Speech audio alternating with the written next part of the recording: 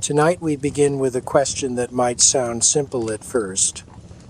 Could you handle being a firefighter in California? Maybe you're picturing yourself in that iconic yellow Nomex suit, axe in hand, standing heroically against a wall of flames while a news helicopter circles overhead. Maybe you've seen the movies, watched the documentaries, scrolled through those Instagram posts of crews silhouetted against orange skies. Yeah, forget all that.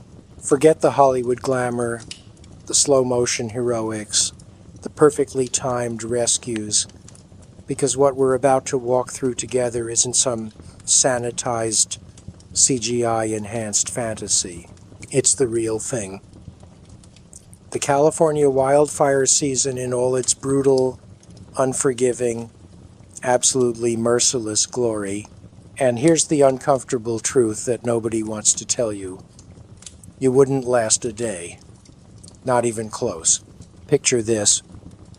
It's 3:30 in the morning, and you're jolted awake by a siren that sounds like the apocalypse decided to learn the trumpet.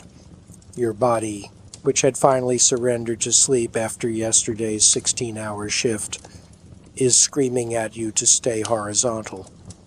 But there's no time for that. There's never time for that. Because somewhere out there in the bone-dry California wilderness, a spark has become a flame, and that flame is about to become your entire universe. You're stumbling into your gear in the dark, your hands shaking from exhaustion and adrenaline, trying to remember which boot goes on which foot while your brain slowly reboots from its brief, insufficient rest. The station smells like coffee, diesel fuel, and the particular brand of anxiety that comes with knowing you're about to walk into hell. Your crew is moving around you like shadows, everyone too tired to speak, but too professional to show it. And then you're on the engine, racing through empty streets while dispatch crackles details that make your stomach drop. 15 acres and growing, 0% contained, structures threatened, high winds, low, and humidity. All the words that mean this is going to be bad, really bad. The kind of bad that turns neighborhoods into memories and forest into wasteland. You're watching the sky through the window, and even in the pre-dawn darkness, you can see it. That eerie orange glow on the horizon that looks almost beautiful until you remember what it means. That glow is destruction. That glow is chaos. That glow is where you're headed, and it's getting brighter with every mile. Welcome to your first day as a California firefighter, and we haven't even arrived at the fire yet. We haven't talked about the heat that's going to make you feel like your skin is shrinking. We haven't discussed the smoke that's going to turn your lungs into sandpaper. We haven't mentioned the terrain that's going to test every muscle in your body while you're carrying 70 pounds of gear up slopes that would make a mountain goat reconsider its life choices. But don't worry, we'll get to all of that.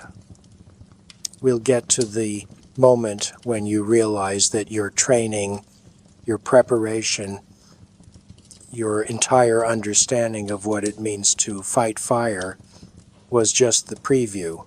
This is the main event, and it doesn't care about your comfort, your safety, or your survival.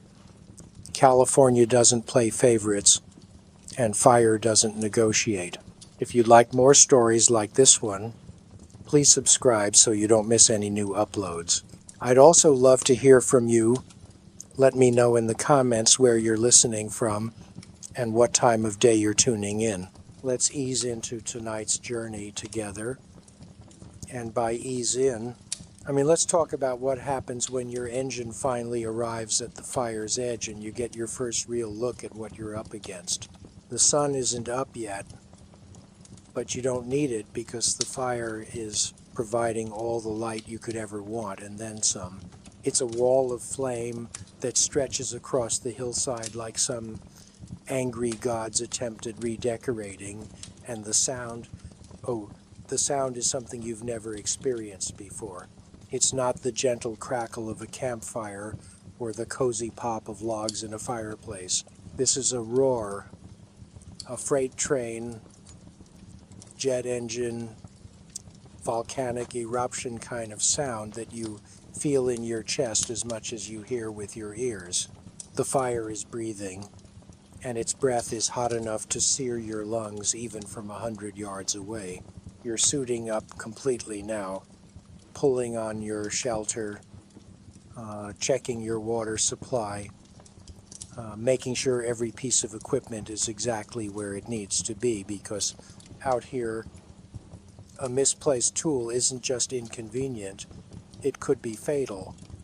The incident commander is barking orders, dividing your crew into teams, assigning sectors, and you're trying to absorb all this information while your brain is simultaneously processing the fact that you're about to walk toward that inferno, not away from it. Every instinct you have, every survival mechanism hardwired into your DNA over millions of years of evolution is screaming at you to run. But you don't run. You can't run, because that's not what firefighters do. And besides, there are homes down there, families who are counting on you to stand between them and annihilation. Your crew leader is a 20-year veteran named Martinez, and she's got this look in her eyes that's equal parts determination and exhaustion. She's seen this before, fought this fight 100 times, and she knows exactly what's coming. She pulls your team together, and in a voice that somehow cuts through the roar of the fire, she lays out the plan. You're going to establish a defensive line along the ridge, try to keep the fire from jumping to the residential area below. It sounds simple when she says it. It sounds almost manageable. But then you start hiking, and reality introduces itself with a sledgehammer. The terrain is steep, covered in loose rock and dried vegetation that crunches under your boots like nature's own fire starter. You're carrying your pack, your tools, your water, and it feels like someone strapped a small refrigerator to your back. The air is thick with smoke, the kind that makes your eyes water and your throat close, and you haven't even been here for 10 minutes yet. Above you, the fire is advancing, consuming everything in its path with an appetite that seems almost personal. Trees that have stood for decades explode into torches in seconds. Brush that looked green from a distance turns out to be dead, dry fuel just waiting for its moment. And the wind, the goddamn wind, is picking up, because of course it is. Because nothing about this situation needs to be easy. You're climbing, breathing hard through your mask, trying to keep pace with Martinez, who's moving up the slope like she's out for a casual morning stroll. Behind you, the rest of your team is spread out, everyone focused on reaching the ridge before the fire does. The heat is intensifying with every step, and you're starting to understand something that no training exercise could ever teach you.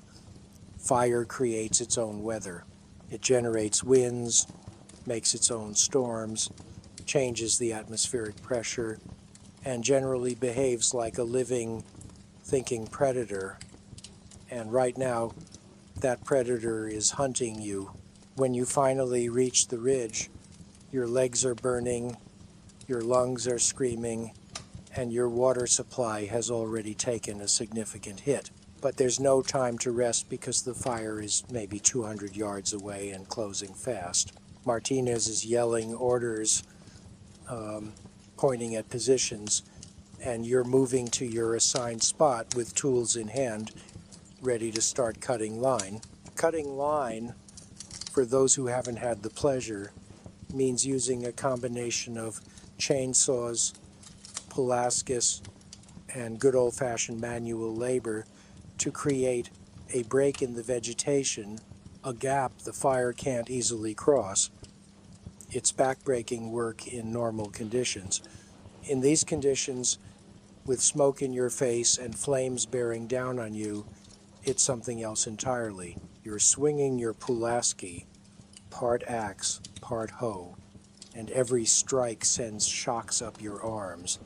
The ground is hard-packed clay mixed with rock, and it fights you for every inch. Sweat is pouring down your face, mixing with ash and soot, creating this grimy paste that stings your eyes and tastes like defeat. The person next to you, a rookie like yourself named Chen, is working with the same desperate intensity, and neither of you has the breath to speak. The fire is getting closer. You can see individual flames now, dancing between trees, racing through undergrowth, and the heat is becoming unbearable. It's not the heat of a summer day or even the heat of standing too close to a barbecue.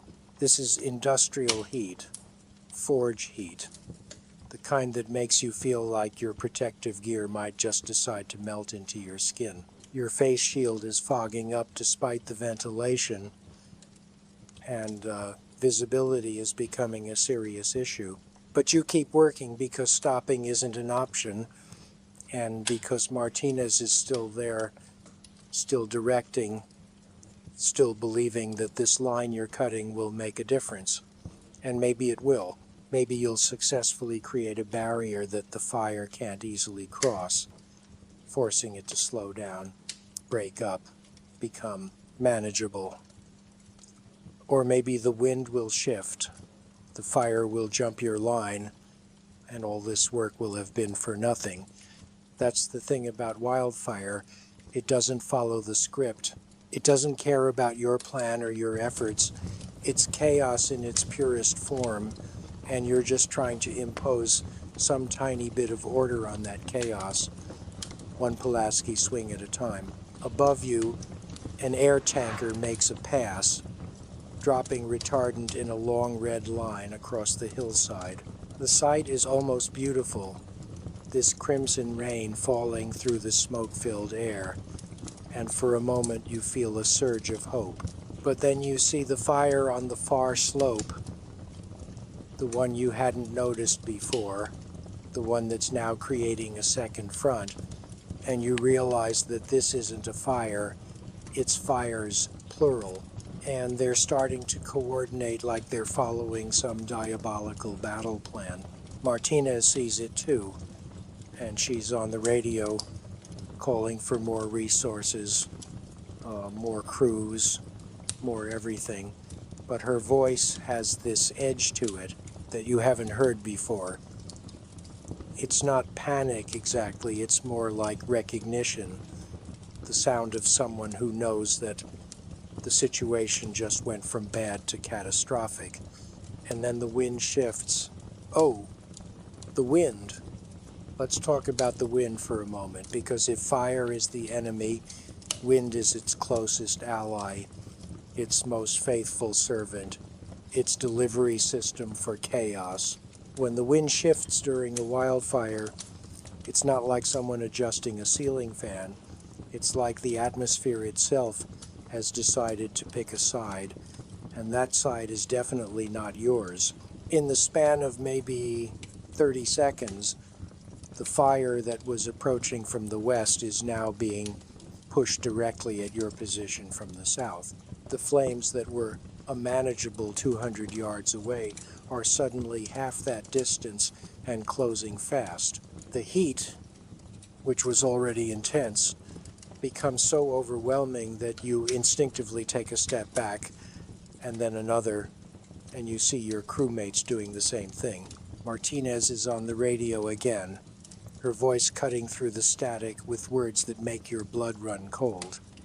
"Shelter in place," she's saying. "Prepare to deploy shelters." And you know what that means, don't you? It means that the situation has degraded so rapidly, so completely, that your best option for survival is to climb into what's essentially a reflective sleeping bag and hope the fire passes over you without cooking you alive.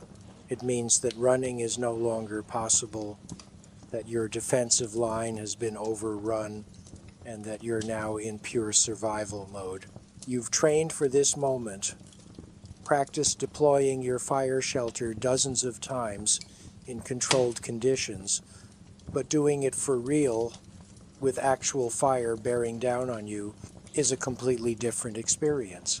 Your hands are shaking as you pull the shelter from its case, and you're trying to remember the steps while your brain is simultaneously screaming that there isn't enough time, that the fire is too close, that this thin layer of aluminum and silica is the only thing standing between you and incineration. The shelter deploys with a metallic rustle, and you're diving underneath it, pulling the edges tight around you, trying to seal yourself in this cramped, dark space while outside the fire arrives. The sound is incredible, terrifying, apocalyptic. It's like being inside a jet engine while someone's attacking the fuselage with a flamethrower. The heat penetrates the shelter immediately, and you understand now why the training emphasized keeping your face pressed to the ground, because that's where the coolest air is. What little of it remains. You can feel the fire passing over your shelter, can sense its weight and fury, and every second feels like an hour. Your shelter is heating up, the material almost too hot to touch, and you're wondering if this is it, if this is how it ends, suffocated and roasted on some California hillside because you thought you could handle being a firefighter. But then, gradually, impossibly, the intensity begins to decrease. The roar becomes slightly less deafening, the heat slightly less unbearable, and you realize that the main body of the fire has passed. You're still alive, still breathing, and the relief is so profound that you almost laugh. Almost. Because you're not out of this yet, not even close. When Martinez gives the all clear and you emerge from your shelter, the world has been transformed. What was a living forest is now a smoking graveyard. Trees stand as charred skeletons. The ground is covered in white ash and glowing embers, and the air is so thick with smoke that you can barely see 10 feet in front of you. Your crew is emerging from their shelters, everyone doing quick checks to make sure no one is injured, and incredibly, miraculously, everyone is okay. Shaken, terrified, possibly traumatized, but physically intact. Chen is crying, though trying to hide it. Another crew member is vomiting from the stress and smoke inhalation. And you're just standing there, trying to process what just happened, trying to reconcile the fact that you almost died with the fact that you're somehow still here. But there's no time for processing because the fire hasn't stopped. It's moved on, sure, but it's still burning, still threatening homes and lives, and your crew still has a job to do. Martinez gathers everyone together, and despite what you've just been through, despite the close call that could have wiped out your entire team, she's talking about getting back to work. Because that's the thing about firefighting in California. The fire doesn't care about your trauma. It doesn't pause for your psychological recovery. It keeps burning until it runs out of fuel, or the weather changes, or firefighters like you manage to stop it. And none of those things happen quickly. You're hiking down the ridge now, away from the burn zone, trying to find a new position where you can make a difference.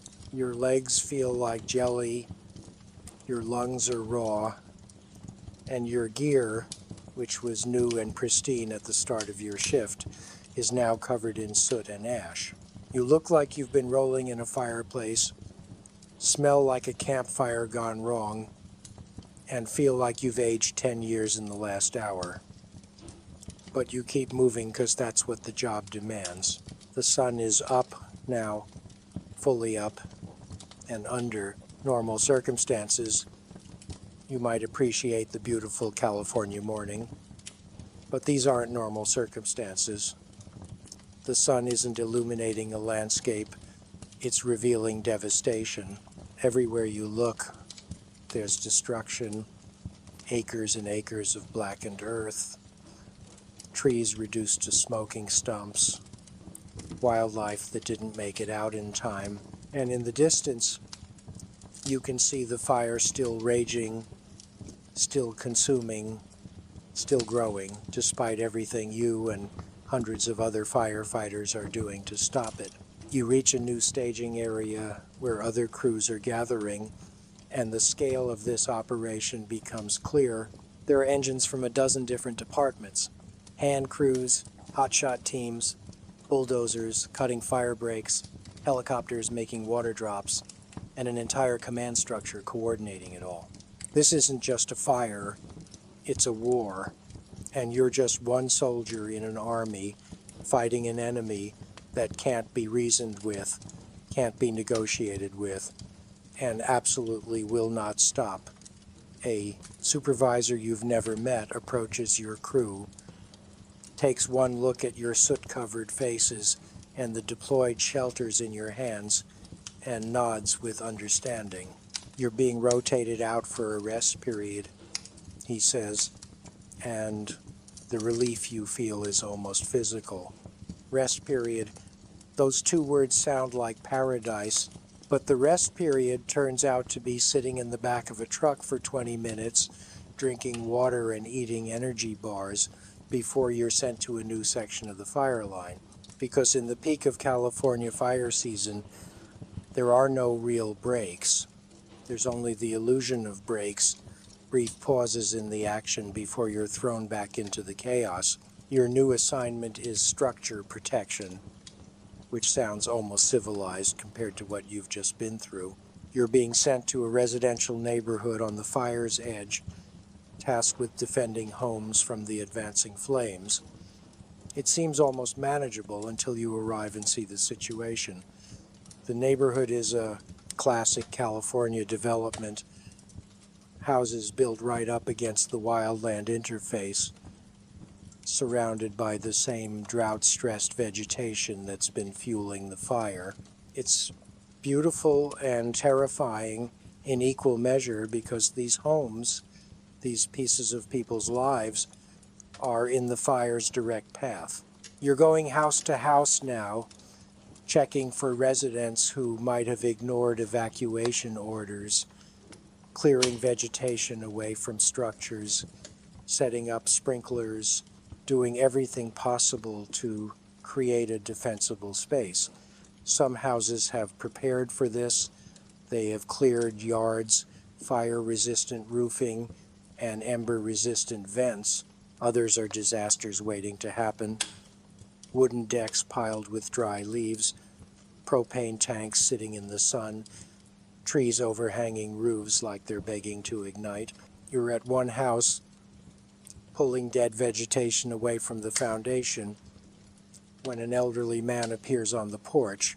He's supposed to be evacuated, but he refused to leave, couldn't bear to abandon his home of 40 years to the flames. And now he's standing there watching you work, and you can see the fear in his eyes mixed with this stubborn determination. Martinez tries to convince him to leave, explains that his presence makes your job harder, that if the fire comes through here, you can't guarantee his safety. But he won't budge, and legally, you can't force him. So he stays, and you work, and in the back of your mind, you're adding his potential death to the list of things you're responsible for preventing. The fire is visible now from the neighborhood, a wall of orange and black on the ridge above, and it's advancing despite everything being thrown at it. Air tankers are making continuous runs, dropping thousands of gallons of retardant, but it's like trying to stop a tsunami with a water gun. The fire is too big, too intense, too well fueled by decades of drought and the accumulated dead vegetation that California's forests have become.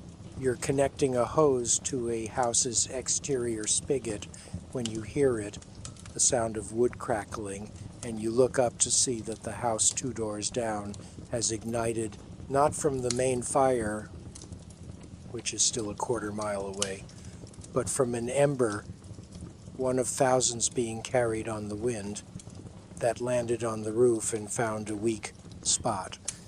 Within seconds, the roof is fully involved, flames shooting up into the smoke-filled sky, and you're abandoning the house you were working on to respond to this new emergency. But here's the thing about structure fires in a wildfire environment. You can't approach them the same way you would a normal house fire. There's no time for the methodical attack, no luxury of establishing a water supply and an entry plan. You hit it fast and hard, or you let it go and try to protect the surrounding structures. The house is a loss that's clear within moments of your arrival. The fire has gotten into the attic space, and the entire structure is going to collapse. So you shift focus, wetting down the neighboring houses, creating a barrier of water and foam, hoping that when this house goes, it doesn't take the whole block with it. And you're watching it burn, watching someone's home, their memories, their life, literally going up in smoke. And you can't help but think about the people who lived there. Did they get their photo albums out, their important documents, the irreplaceable things that make a house a home? Or did they evacuate in such a hurry that all of that is now fuel for this inferno? The house collapses with a groan and a shower of sparks, and those sparks are now flying everywhere, landing on roofs, in gutters, on lawns. You're chasing spot fires now, small ignitions that could become major problems if left unchecked, and it's like playing the world's most stressful game of whack-a-mole. Chen is on a roof now, spraying water on embers, and you're suddenly terrified that the roof will collapse under his weight, or that a gust of wind will push the fire toward him faster than he can react. But he's doing his job, and you have to trust that he knows what he's doing, even though you both started this morning with the same level of actual fire experience, 0.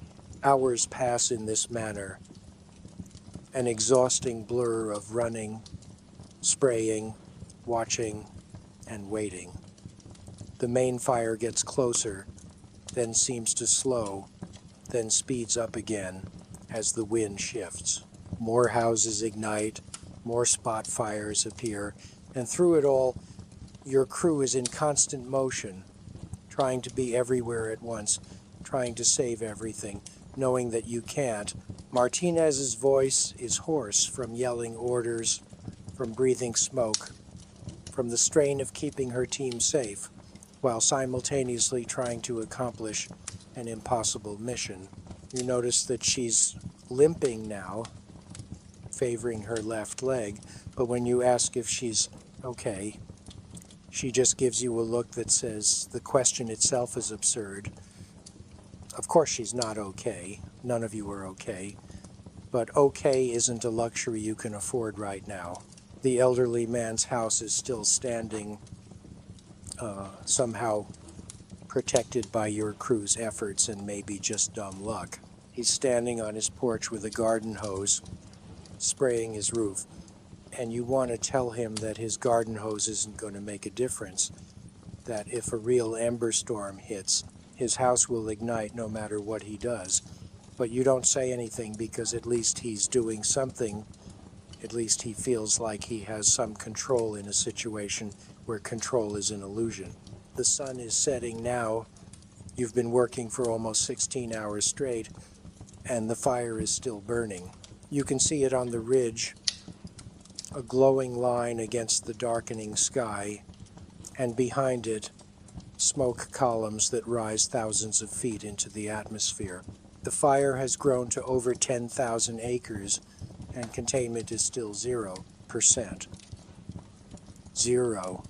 Despite the hundreds of firefighters, the millions of dollars in equipment, the air support, and the sheer desperate effort, the fire hasn't been contained at all. It's still spreading, still burning, still destroying everything in its path.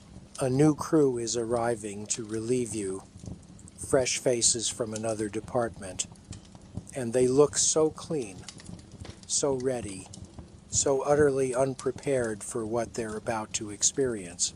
You want to warn them, want to tell them what they're in for, but you don't have the energy. Instead, you just hand over your sector assignments, show them which houses are most vulnerable, and stumble back to the engine. The ride back to the staging area is quiet, everyone too exhausted to speak. You're looking down at your hands and they're shaking, a fine tremor that you can't control. Your body is shutting down, running on fumes and adrenaline, and you know that when the adrenaline finally wears off, you're going to crash hard. At the staging area, there's food, water, and a place to rest. And you consume the food without tasting it, drink the water without really registering it, and collapse on a cot without bothering to remove your boots. But sleep doesn't come easy, even though your body is begging for it. Every time you close your eyes, you see flames, you hear the roar of the fire, feel the heat of the shelter deployment, see that house collapsing in a shower of sparks. Your brain is trying to process trauma in real time, and it's not doing a great job. You get maybe 2 hours of sleep before the alarms sound again. Another shift, another assignment, another section of fire line that needs defending. You're moving on autopilot now. Your training taking over because your conscious mind has basically checked out. Martinez is there, still limping, still leading, and you wonder if she's even slept at all. Probably not. The new assignment is even worse than the last one, if that's possible. You're going into an area that's already been burned, tasked with mopping up, finding and extinguishing hotspots before they can reignite. Mopping up sounds almost quaint, like something you do after a minor kitchen spill. But in firefighting terms, it means hiking through a lunar landscape of ash and charred trees, looking for anything that's still burning or could potentially burn, and making absolutely sure it's dead out. The burned area is haunting in the early morning light. Everything is shades of gray and black, and the silence is almost oppressive. No birds singing, no insects buzzing, nothing but the occasional crack of a tree finally giving up and collapsing. You're walking carefully, watching for hot spots, checking underneath logs and inside tree stumps, because fire is sneaky. It can hide underground, burning through root systems, traveling beneath the surface to emerge somewhere completely unexpected. Your team finds a hot spot, smoke curling up from beneath a fallen log, and you're digging it out, exposing the burning material and drowning it with water. It's tedious work, unglamorous and exhausting, but it's essential, because if you miss a hot spot, if you fail to kill every last ember, the fire can restart. All your efforts, all the resources expended, all the risks taken, could be undone by one missed coal burning beneath the ash. You work through the morning, the heat building as the sun climbs, and the temperature in the burned area becomes almost unbearable. The black ash absorbs the heat, radiating it back, and it feels like you're working on the surface of a charcoal briquette. Your water is running low again, your body is crying out for rest, and your mind is starting to play tricks on you. You see movement in the corner of your eye, turn to look, and there's nothing there. You hear voices, but when you try to locate them, you realize it's just the wind moving through dead trees. Sleep deprivation is setting in hard, and it's becoming a safety issue. But there's still work to do, still fire to fight, and the concept of rest remains theoretical. Another crew member collapses, simply sits down in the ash and refuses to get up.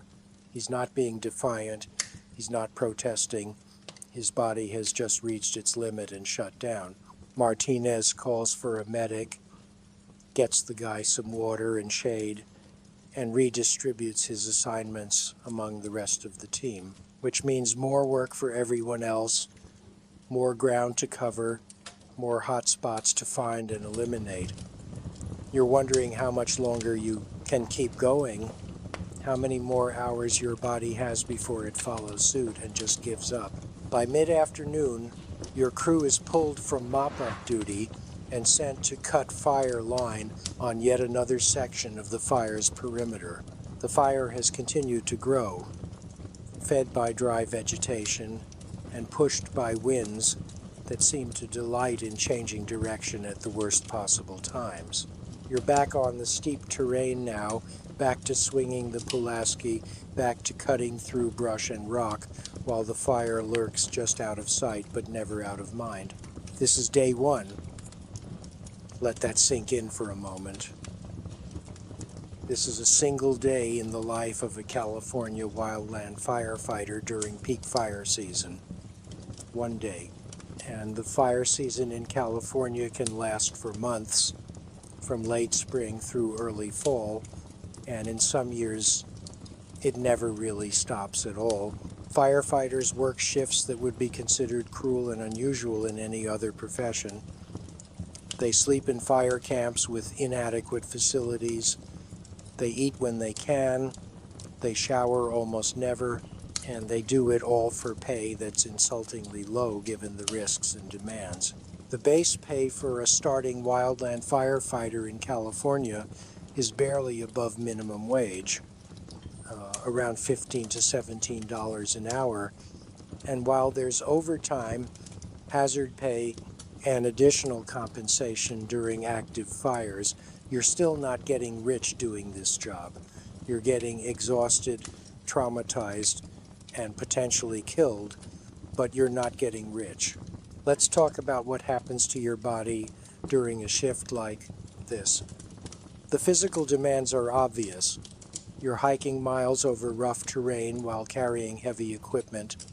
You're performing intense manual labor in extreme heat, and you're doing it all while breathing smoke and dealing with sleep deprivation.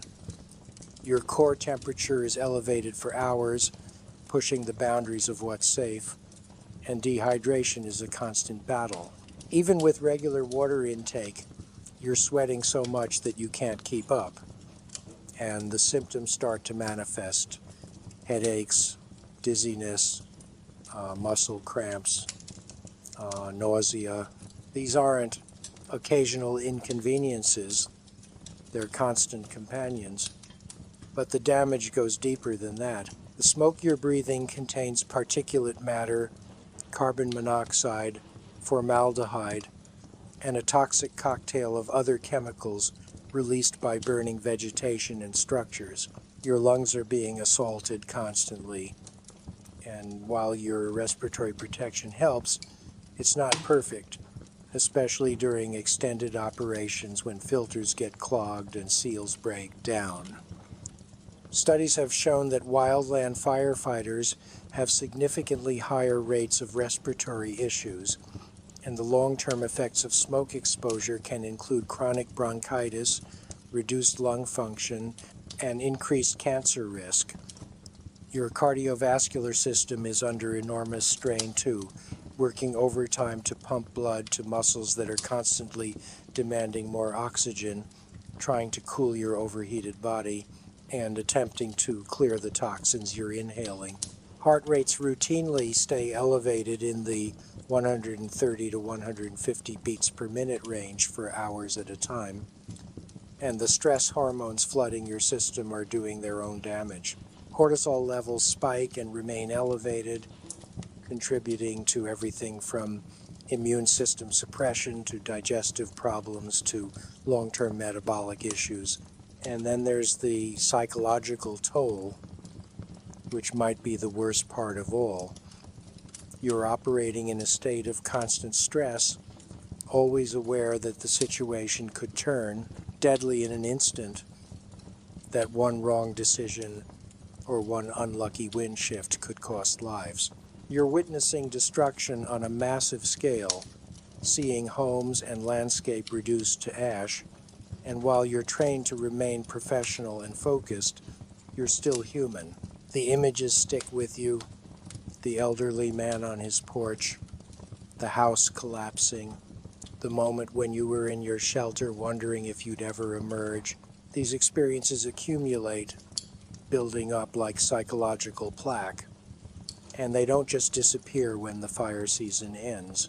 The sun is setting again, marking the end of your second shift, and you've been going for almost 36 hours with minimal sleep. Your crew is being sent back to camp for mandatory rest, and this time, when you collapse on the cot, sleep comes instantly and completely. You're unconscious before your head fully hits the pillow, and you stay that way for 6 hours until the alarm sounds again. 6 hours. That's your rest period. 6 hours to recover from 36 hours of the most intense physical and psychological demands imaginable, and when you wake up, everything hurts. Your muscles have stiffened overnight. Your lungs feel like you've been chain-smoking sandpaper, and your brain is foggy with exhaustion. But you're up, getting dressed, preparing to go back out there because the fire hasn't stopped, and neither can you. The camp is a small city of tired, dirty firefighters from dozens of different agencies. There are hand crews, engine crews, hotshot teams, overhead staff, and support personnel, all coordinating to fight this monster. The logistics are staggering when you stop to think about them. Feeding hundreds of firefighters, providing water, managing equipment, coordinating air support, tracking resources, and maintaining communication across a fire that now spans tens of thousands of acres. It's a massive operation, and you're just one small part of it. Day 3 begins much like day 1, with an alarm, a briefing, and a ride toward the fire. Except now you know what you're in for, and somehow that makes it worse. The first time you deployed your shelter, there was an element of surreal disbelief, a sense that this couldn't really be happening. But now you know it can happen, that it will happen again, and that knowledge sits in your stomach like a stone. Your assignment today is different.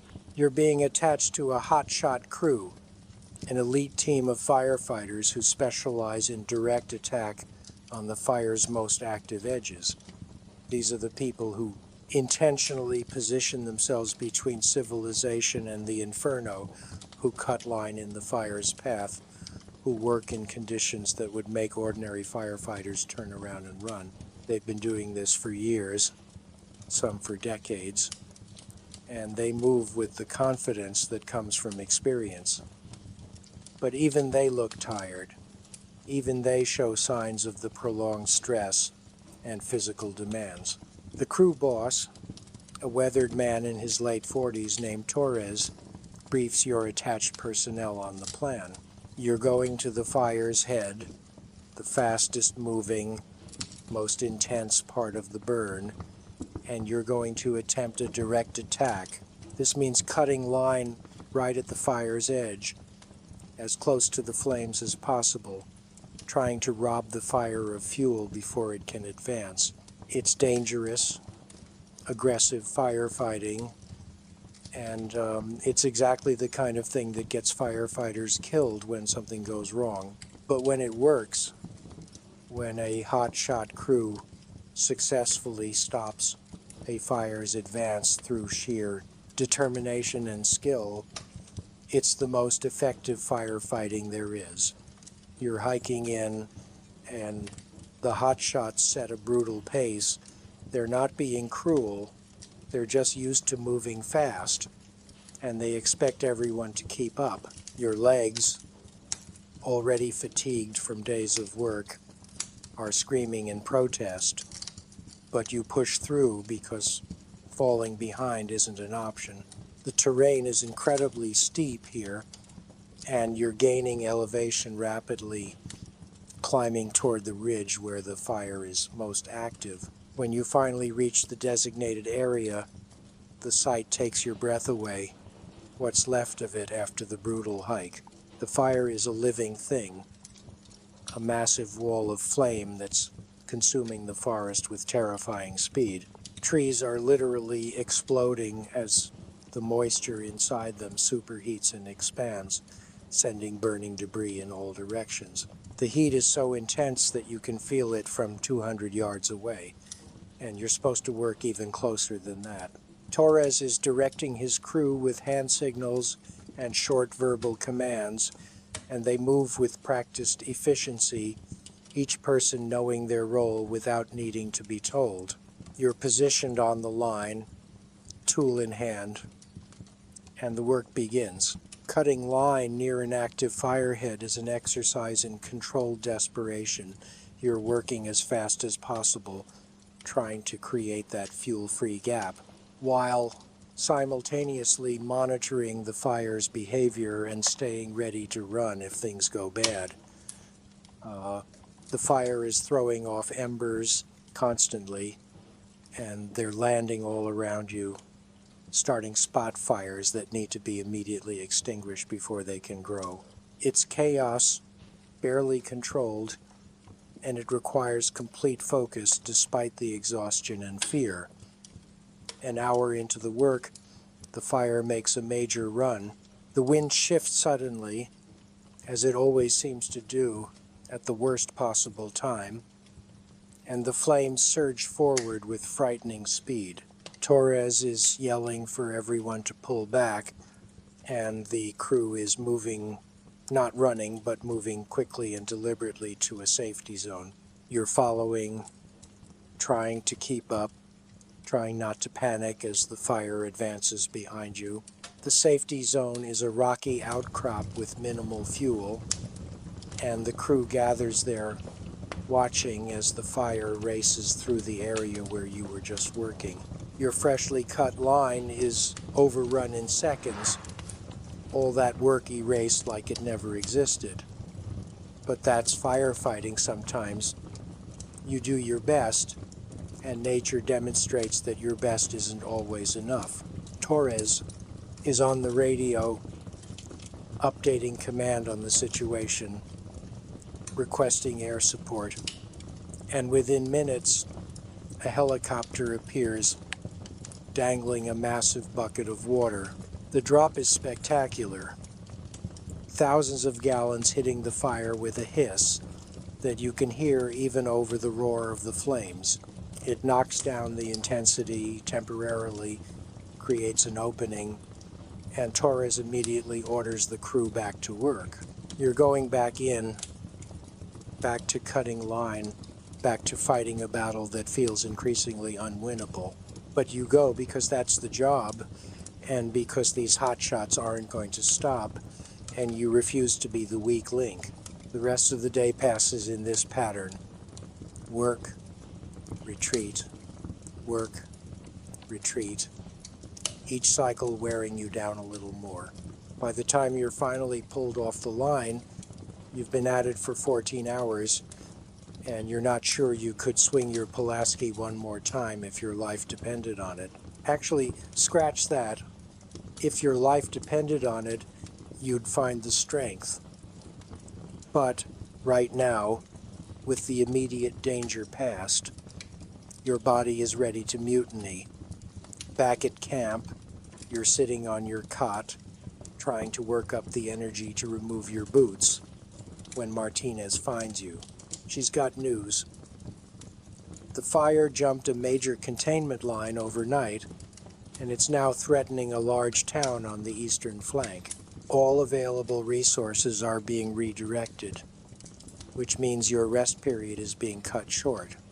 Again, you want to protest, want to argue that there are limits to human endurance and you found yours, but you don't, because Martinez looks even worse than you feel, and she's not complaining, and because somewhere out there people are in danger, and if you don't help them, who will?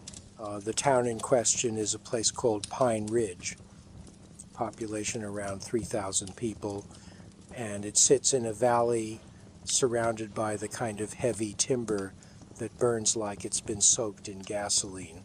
The fire is coming from the west, driven by winds that are only getting stronger, and the evacuation has been ordered. But evacuations take time, and the fire doesn't wait. Your crew is being sent to assist with the evacuation effort, going door to door to make sure everyone is out, and then staying to defend what structures can be defended. The drive to Pine Ridge is surreal because you're heading toward the fire rather than away from it, passing a steady stream of cars loaded with belongings, people fleeing with whatever they could grab. You see the fear in their faces, the disbelief that this is happening to them, to their town, and you understand exactly how they feel. When you arrive, the smoke is already thick, cutting visibility to maybe a quarter mile. The fire isn't here yet, but it's close, maybe an hour away, and that's not much time. Your crew splits up, each pair taking a different street, knocking on doors and checking for holdouts. Most houses are empty, already evacuated, but not all. You find an elderly woman who's having trouble with her oxygen tank, can't get it loaded into her car, and she's panicking. You help her get it secured, help her gather a few essential items, and watch as she drives away with tears streaming down her face. She's lived in this town for 60 years, and there's a very real chance she'll never see her home again. The next house has a family that's still packing, moving in slow motion like they can't quite believe this is real. You tell them firmly that they need to leave now, right now, that they can't take anything else. The father starts to argue, says he just needs 5 more minutes, and you see Martinez step in with that look. The one that says 5 more minutes might be 4 minutes too many. They leave, driving off, with half their belongings still inside, and you move on to the next house. You find a man who refuses to evacuate, says he's lived through fires before, and he's not leaving this time either. You try to reason with him, explain the danger, but he's adamant. You're legally required to note his presence and move on. But it feels wrong, feels like you're abandoning him to his fate. But you don't have time to argue because there are more houses to check, more people to account for, and the clock is ticking. The smoke is getting thicker now, and you can see the glow on the horizon. The fire has crested the ridge above town, and it's starting its descent. It looks like lava, a slow-moving wave of orange and red, consuming everything in its path. Torres and his hotshot crew have positioned themselves at the town's edge, trying to set up a last line of defense, but everyone knows it's probably futile. This fire has blown through every containment line so far, and there's no reason to think this will be any different. You're back in structure protection mode now, setting up sprinklers, clearing vegetation, doing all the things you did before, except this time the stakes feel even higher. This isn't just some scattered houses, it's an entire community, a place where people have built their lives, and it's about to burn. The fire arrives with a sound like nothing you've ever heard, a deep, primal roar that seems to shake the ground. It comes over the ridge in a wave, and trees are igniting before the flames even touch them. The radiant heat alone enough to cause combustion. The hotshot crew is falling back, their defensive line overrun before it could make any difference. And now it's just you and the other structure crews trying to save what you can. The first houses on the edge of town ignite almost simultaneously, their wooden siding and dry landscaping providing perfect fuel. You're watching a neighborhood disappear in real time, watching the fire consume decades of lives in minutes. The heat is so intense that you can't get close enough to make a difference, and you're forced to pull back, focusing on the next row of houses, hoping to create a fire break using the streets and the already burned structures. An ember storm begins, thousands of burning fragments carried on the wind, and they're landing everywhere. Roofs, yards, cars, everywhere. You're running now, truly running, trying to hit every spot fire before it can grow, but there are too many. You can't be everywhere at once.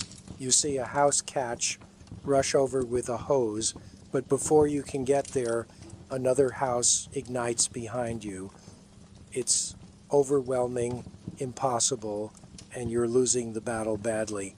Chen goes down, collapses from heat exhaustion, and 2 firefighters have to carry him to an engine and get him cooled down.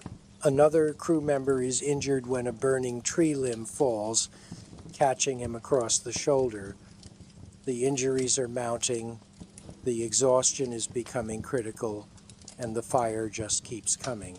Martinez is coordinating everything, directing crews, calling for more resources, managing the chaos, and her voice is getting hoarser with each radio call. You wonder how she's still functioning, how any of you are still functioning. But the alternative is unthinkable. At some point, you realize that saving the town is no longer possible.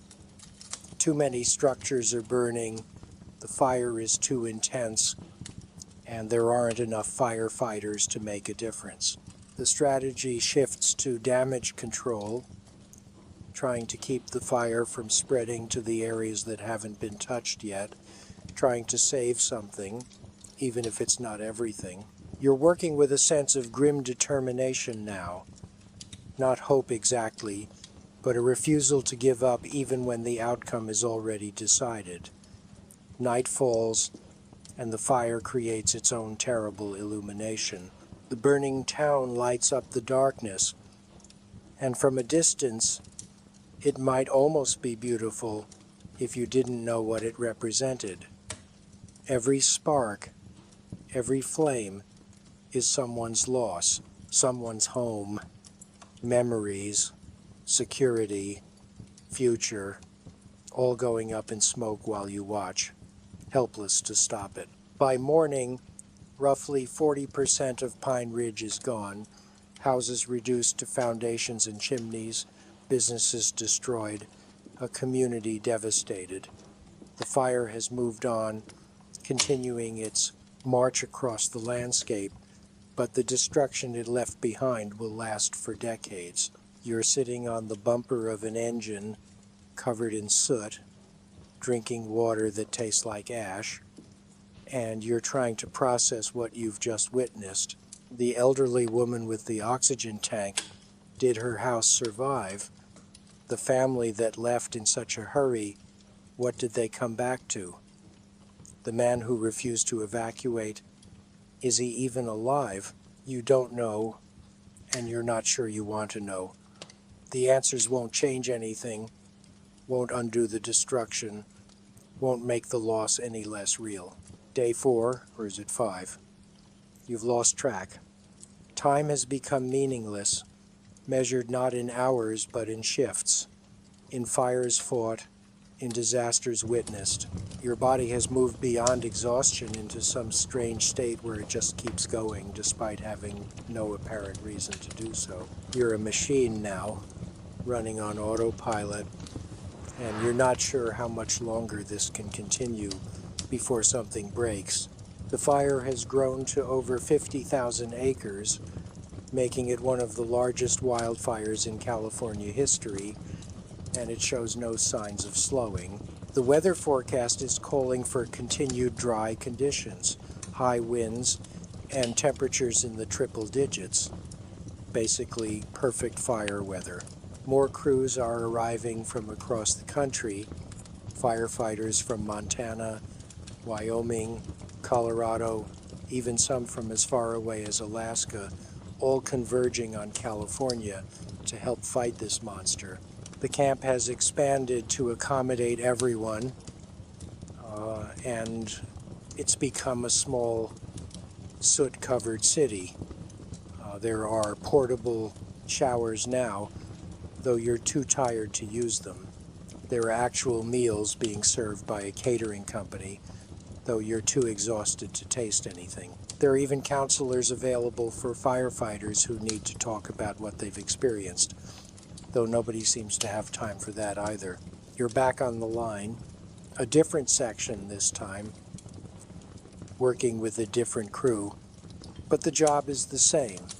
Cut line, watch for spot fires, retreat when necessary, repeat. The landscape here has been burning for days, and the destruction is total. Nothing remains but ash and charred stumps, and the air is so thick with smoke that breathing feels like inhaling sandpaper. Your respiratory protection is helping, but it can't filter everything, and you can feel the damage accumulating in your lungs. Every breath is an effort, every cough produces dark phlegm, and you've accepted that you're probably doing permanent damage to your respiratory system. But what choice do you have? Stop breathing. The fire doesn't care about your lungs. One of the more experienced firefighters, a guy named Rodriguez, who's been doing this for 15 years, sits with you during a brief break and shares some wisdom. This is your first big fire, he says. And it's a bad one, but they're all bad in their own way. Some years are worse than others. But fire season in California is always brutal, always demanding, always dangerous. He tells you that the worst part isn't the physical demands or even the danger, it's the futility. Because no matter how hard you work, no matter how many fires you fight, there will always be another one. California has created the perfect conditions for catastrophic wildfires through a combination of drought, climate change, forest management policies, and development patterns. And those conditions aren't going away. Every year, the fires get bigger, burn hotter, last longer. Every year, more homes are built in the wildland-urban interface, creating more structures to defend. And every year, there are fewer firefighters willing to do this job for the pay and conditions offered. Rodriguez tells you that he's seen friends die, seen communities destroyed, and seen his own health deteriorate from years of smoke exposure and physical strain. He's got respiratory problems, joint issues, and PTSD symptoms that he medicates with alcohol because the official support systems are inadequate. And yet he keeps coming back season after season because someone has to do it, and because despite everything, there's a sense of purpose in this work that he can't find anywhere else. You're not sure if his story is meant to be encouraging or cautionary, but either way, it paints a bleak picture of what you've signed up for.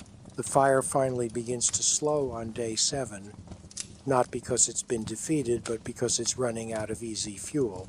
It's burned through most of the accessible forest, hit some natural barriers, and the weather has shifted slightly in your favor. Humidity is up a bit, winds have decreased, and there's even talk of possible rain in a few days, though nobody is counting on it. The focus shifts from direct attack to containment and mop-up, the long, tedious process of making sure the fire doesn't restart or escape the lines that have been established. You're back on mop-up duty, walking through burned areas, checking for hot spots, and it feels almost peaceful compared to the chaos of the previous days. Almost because even though the immediate danger has passed, the evidence of destruction is everywhere. You're walking through what used to be a forest, and now it's a graveyard. Dead trees, ash, the occasional remains of wildlife that didn't escape. It's post-apocalyptic, desolate, and depressing. You find the remains of a deer, and it stops you in your tracks. The animal didn't die from flames. It died from smoke inhalation, trying to flee but overcome before it could reach safety. It's a reminder that fire doesn't discriminate, doesn't spare the innocent, doesn't care about anything except consuming fuel.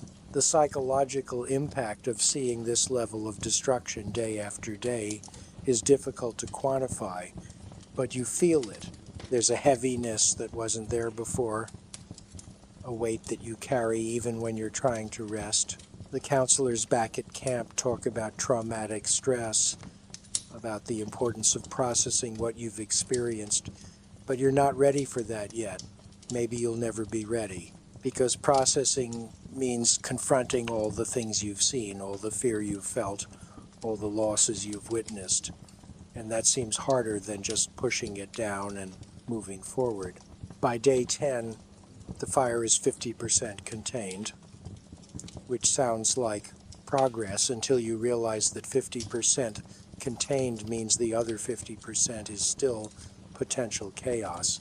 The containment lines hold mostly, but there are breaches, spots where the fire finds a way through, and crews have to scramble to prevent new runs. You're past the point of exhaustion now, operating in some strange state beyond tired, where your body moves but your mind is elsewhere. You've lost weight despite the high-calorie meals. Your face is gaunt, and your eyes have a haunted look that you recognize in your crewmates.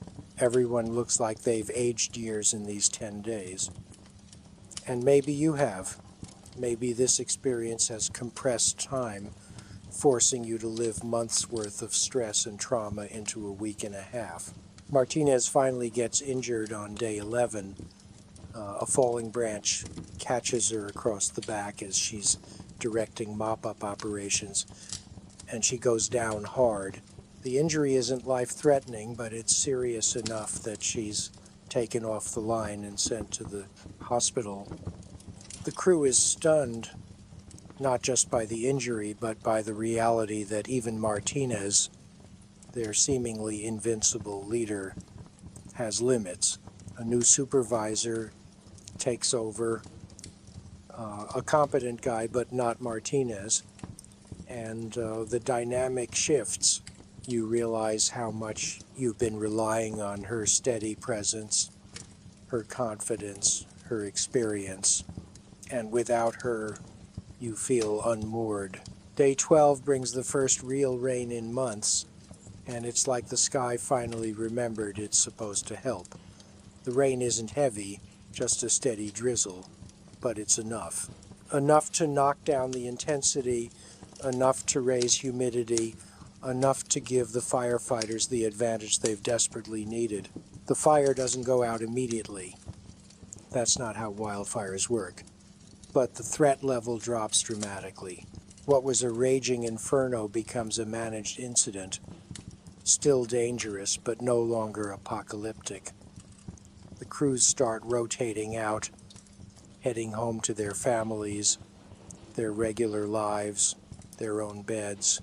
You're among the last to leave because you were among the first to arrive, and you've been there for the duration. When you finally climb into the transport vehicle, you feel nothing but numbness. Not relief, not satisfaction, just a profound emptiness. The drive back to your home station takes hours, and you sleep through most of it, a deep, dreamless sleep that your body desperately needs. When you wake up, you're back in civilization, back in a world where the biggest concern is traffic and the worst smell is exhaust fumes. It feels surreal, dislocated, like you've returned from another planet. At the station, there's a brief ceremony. The chief says some words about bravery and dedication, and you're handed a certificate and a check for your overtime. The check is substantial, thousands of dollars, but it doesn't feel like enough. It doesn't feel like any amount of money would be enough for what you've just been through. You go home to the small apartment you barely remember, and you stand under a hot shower for 30 minutes, watching the water run black with soot and ash. You eat real food, sleep in a real bed, and try to reconnect with normal life. But normal doesn't feel normal anymore. You've seen things, experienced things that have fundamentally changed you, and you can't just flip a switch and go back to who you were before. The physical recovery takes weeks, your lungs slowly clearing, your muscles slowly unknotting, your body slowly remembering what it's like to not be in constant crisis mode. But the psychological recovery, that's ongoing. You have nightmares about being trapped in your shelter, about watching houses burn, about the sound of the fire bearing down on you. You startle at loud noises, you avoid campfires, and you find yourself checking the fire danger rating obsessively. The station's counselor schedules you for sessions, and you go reluctantly and talk about what you experienced. It helps a little, but mostly it just makes you relive the trauma. The counselor talks about PTSD, about the importance of long-term support, about making sure you process this before it defines you, but you're not sure how to process something that's still so raw, so immediate. The California fire season isn't over, it's just paused, and you know you'll be called out again. Maybe next week, maybe next month, but it's coming. Because fire season in California isn't a season anymore, it's a permanent condition, and you've just completed your initiation into a brotherhood of people who understand what it means to stand against that condition. So let's reflect on what we've covered here. This journey through 12 days of hell that represents just a tiny fraction of what California firefighters endure. We started with you, fresh and unprepared, thinking maybe you could handle this job. We put you through the alarm at 3:30 in the morning, the deployment of emergency shelters, the desperate race to save Pine Ridge, the endless mop-up operations, and the slow realization that this job is about as far from glamorous as it gets. We watched you nearly die, watched your body break down, watched your psychological defenses crumble under the weight of repeated trauma, and we did all this to make a simple point: you wouldn't last. Not because you're weak or inadequate, but because this job demands something beyond what most humans can give.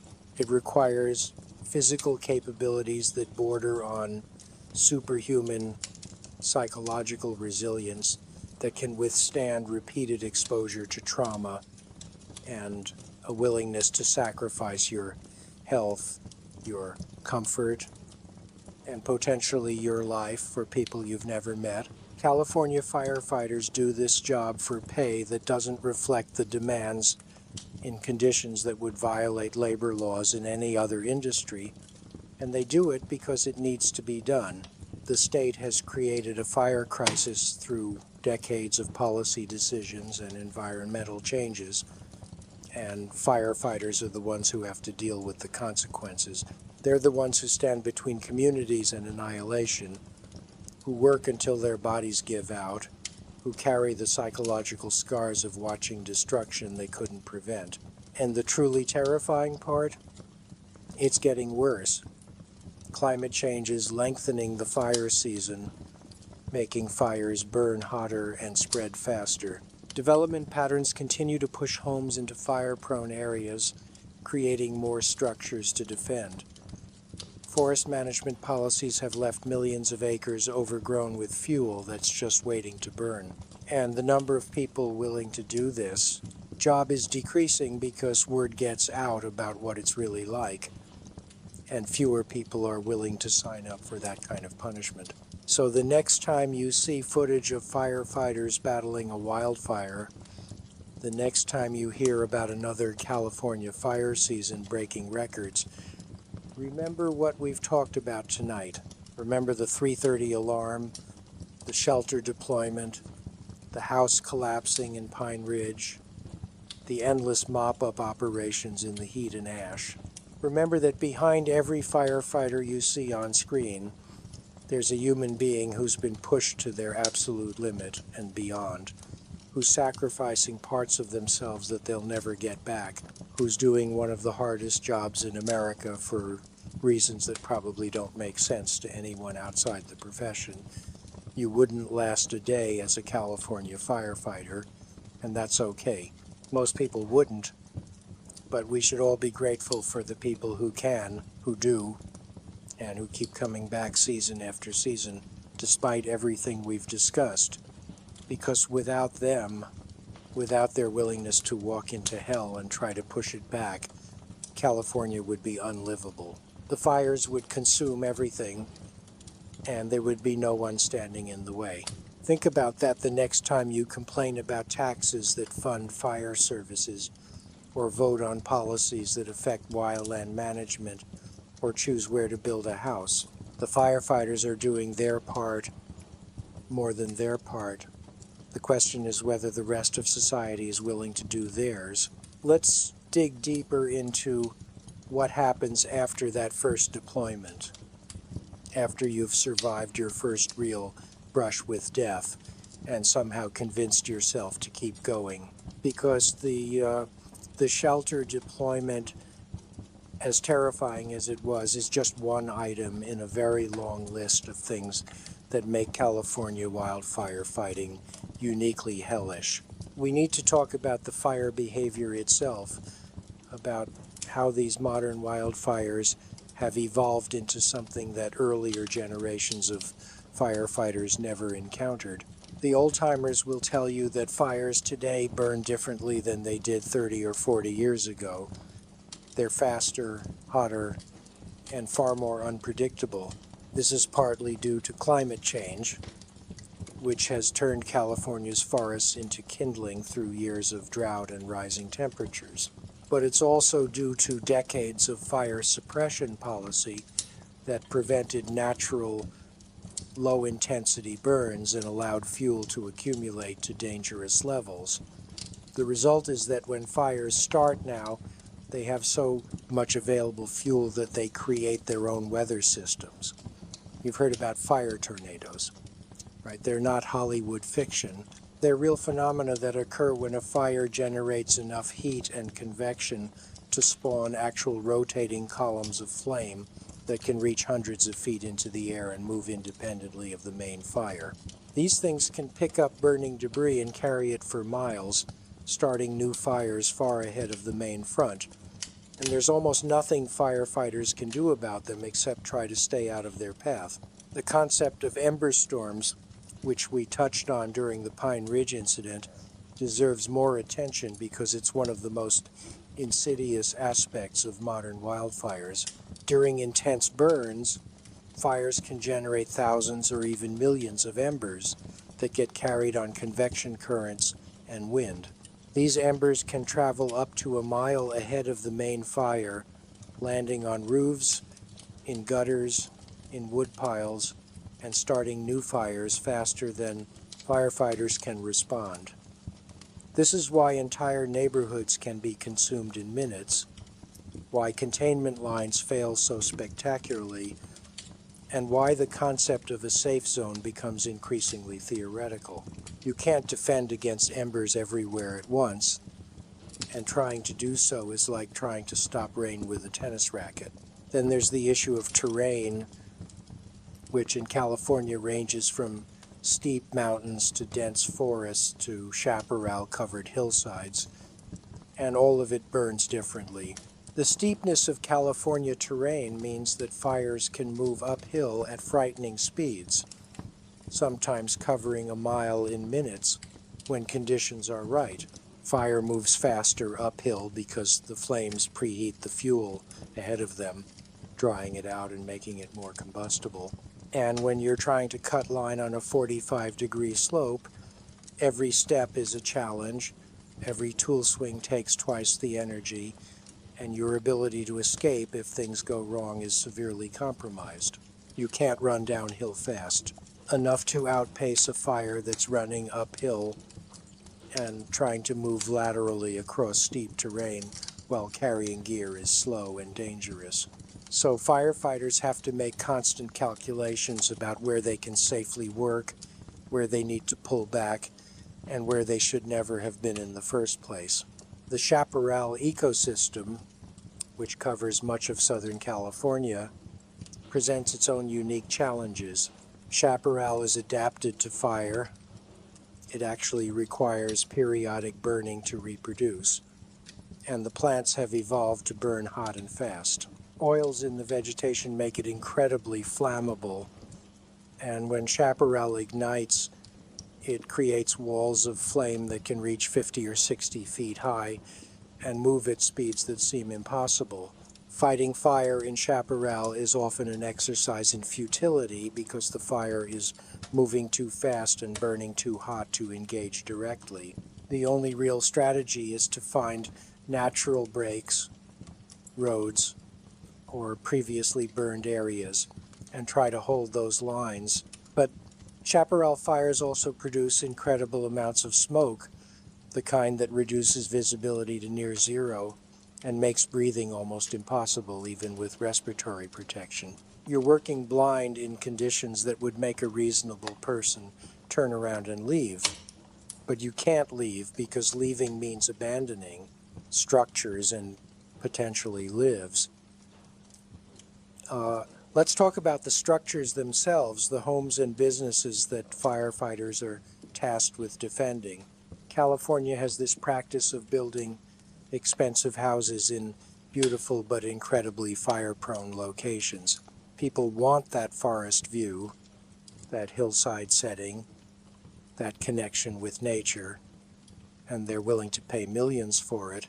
But what they're actually buying is a structure that sits in the middle of fuel, surrounded by the same vegetation that's going to burn when the inevitable fire comes through.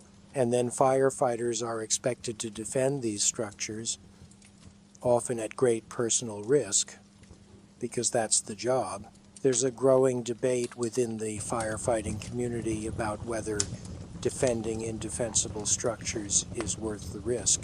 Some argue that if people choose to build in fire zones without adequate defensible space or fire-resistant materials, they should bear the consequences of that choice. Others maintain that every structure deserves defense, that you can't make judgment calls about whose home is worth saving. It's a complex ethical question, and you're not prepared to grapple with it when you're standing there with a hose, watching embers rain down on a house that has a wooden deck, overhanging trees, and basically every fire hazard the textbooks warn against. You defend it anyway because someone lives there, because it's your job, and because the alternative is giving up. The reality is that many structures could be saved if they were built with fire in mind.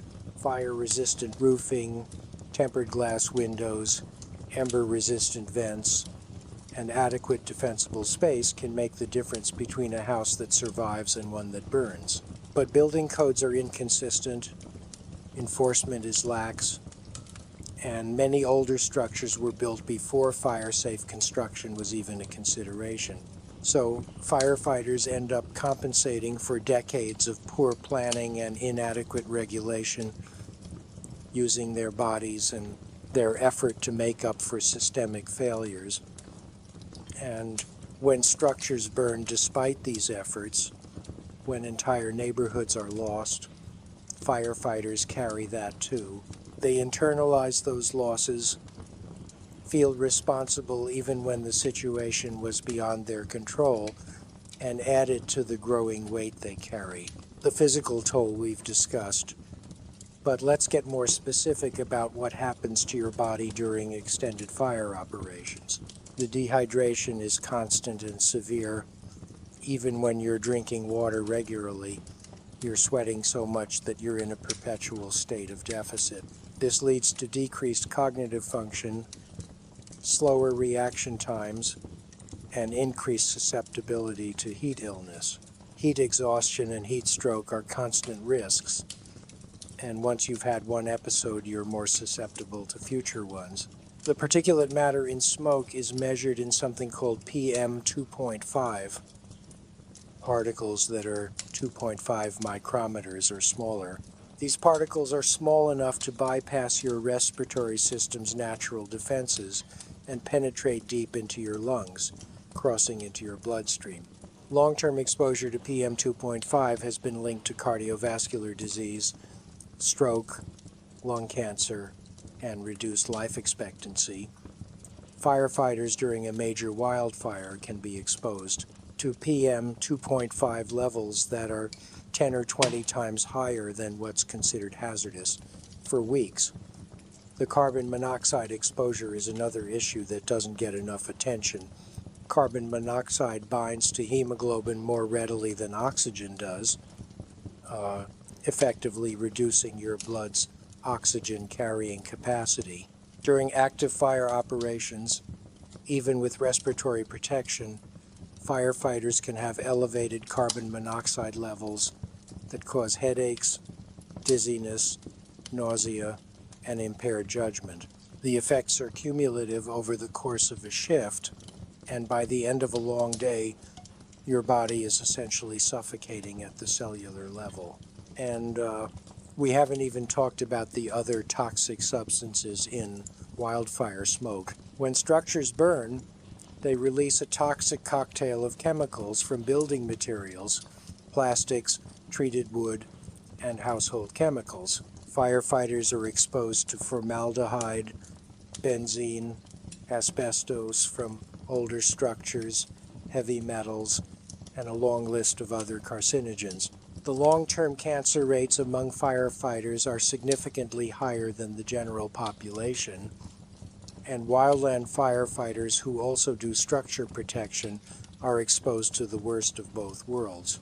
The musculoskeletal injuries are inevitable and cumulative. You're hiking miles every day over rough terrain while carrying heavy loads. You're performing repetitive motions with tools for hours at a time. You're working in awkward positions on steep slopes. The result is an epidemic of knee injuries, back problems, shoulder issues, and repetitive stress injuries. Many wildland firefighters can't continue in the profession past their early 40s because their bodies simply give out. The job destroys you physically, and there's no pension or long-term disability insurance adequate to compensate for that. The hearing loss is another occupational hazard that often gets overlooked. Between the roar of fires, the noise of chainsaws and engines, and the general chaos of fire operations, you're exposed to damaging noise levels constantly. Hearing protection is required, but it's often inadequate or incompatible with other required equipment. And many firefighters develop significant hearing loss over the course of their careers. But perhaps the most insidious physical effect is the sleep deprivation.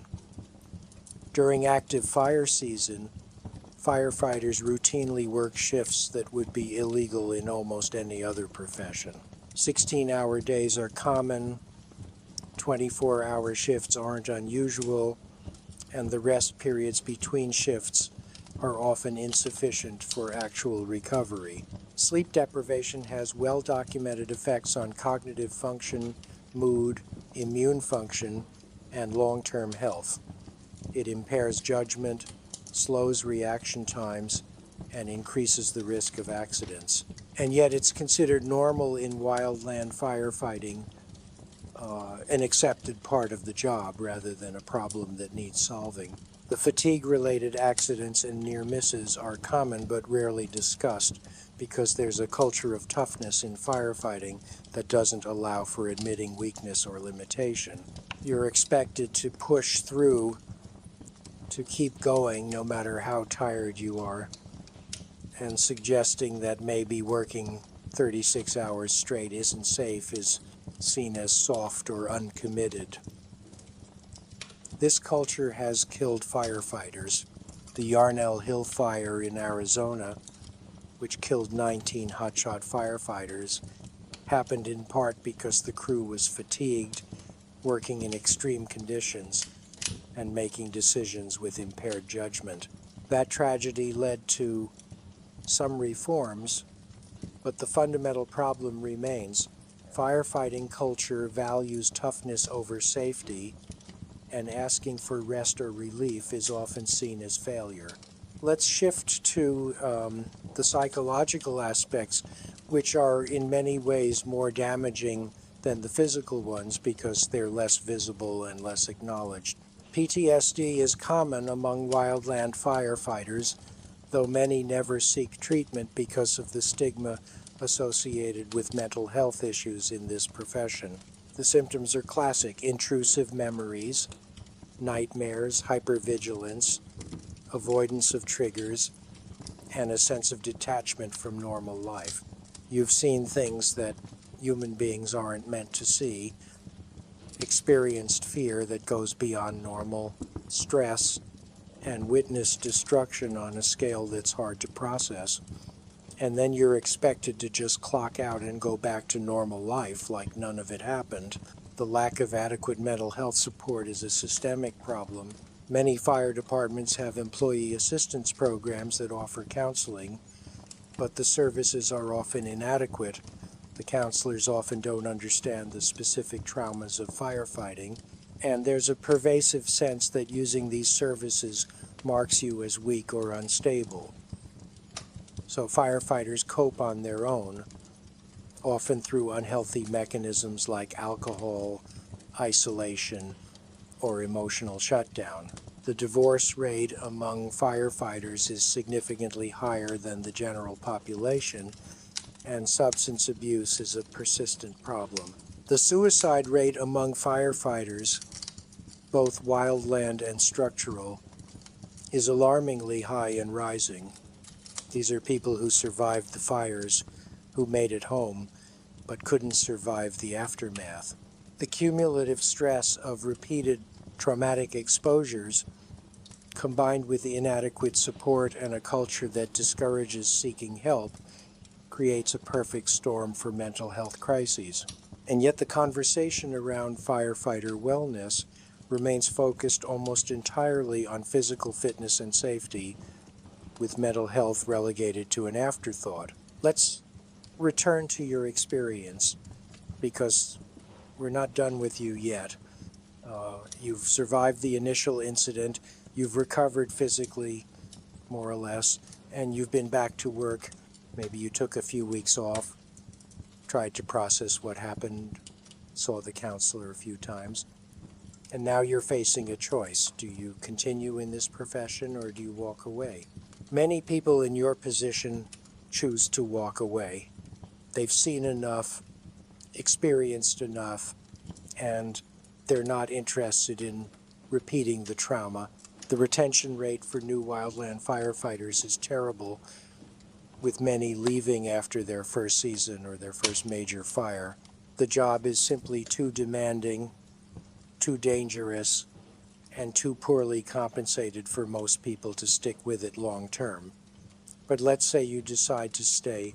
Maybe you feel a sense of obligation, maybe you found meaning in the work, Or maybe you just need the job and can't afford to quit. So you go back and the next fire season rolls around and you find yourself on another engine, responding to another alarm, facing another inferno. And this time you know what's coming. You know about the heat and the smoke and the fear. You know about shelter deployments and ember storms and watching structures burn.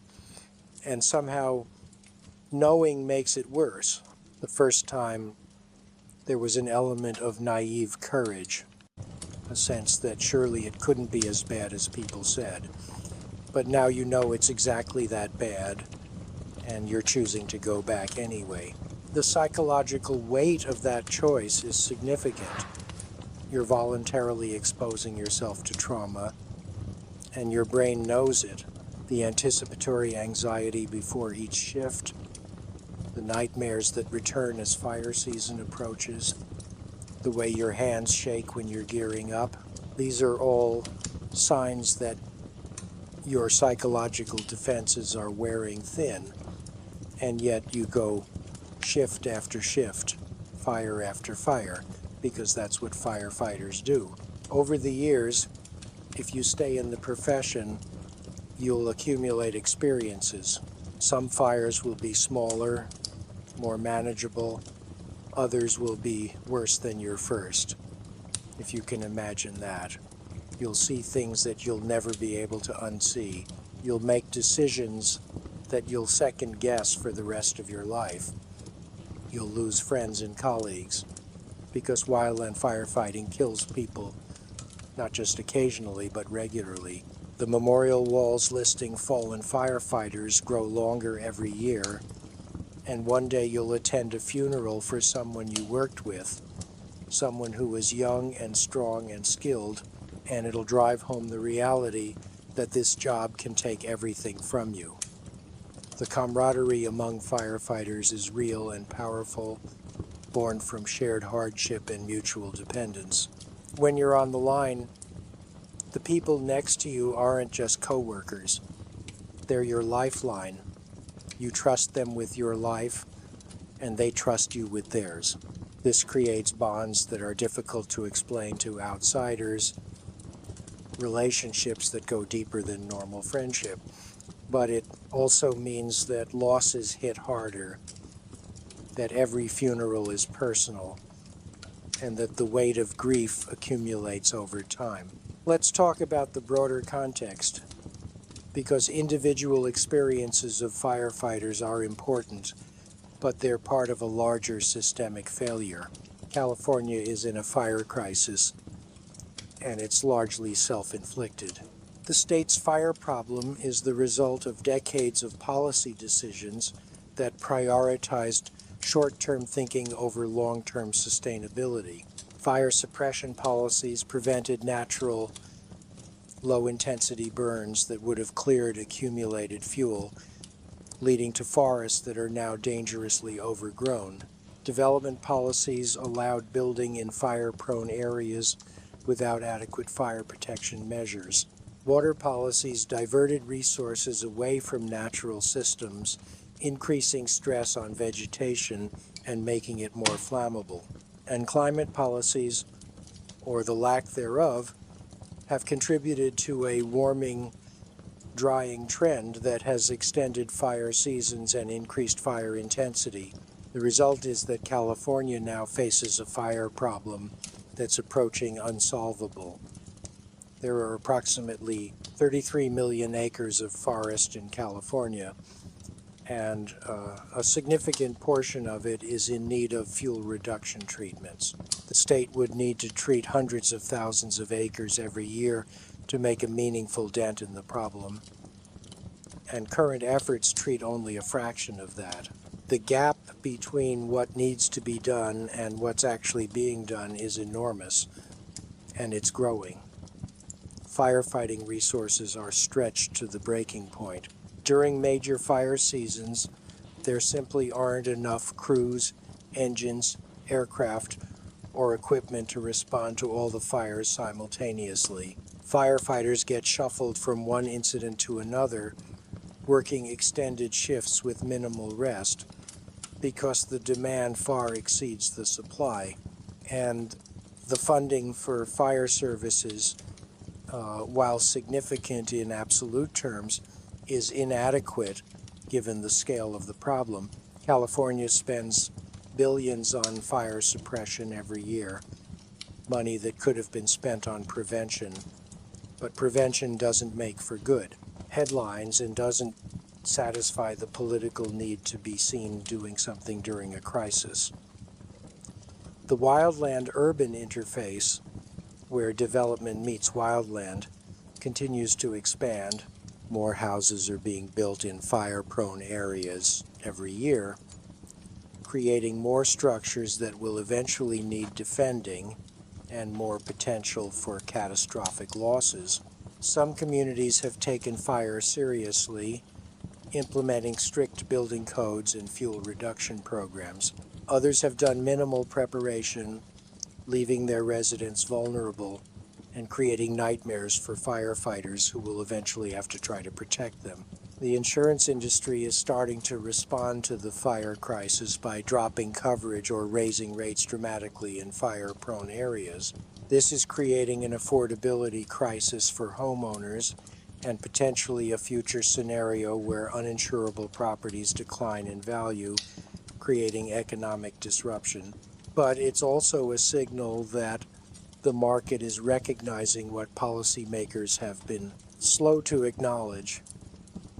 Building in fire-prone areas of California is fundamentally risky, and that risk is increasing.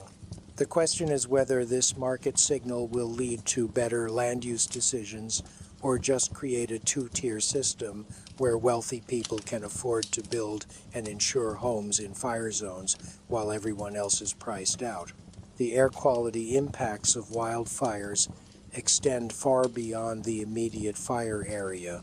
During major fire seasons, smoke from California wildfires affects air quality across the western United States and can even be detected on the East Coast.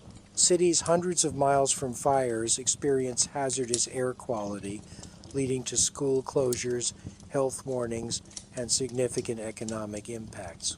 The health effects of wildfire smoke exposure are serious and widespread, affecting millions of people who never see the actual fires.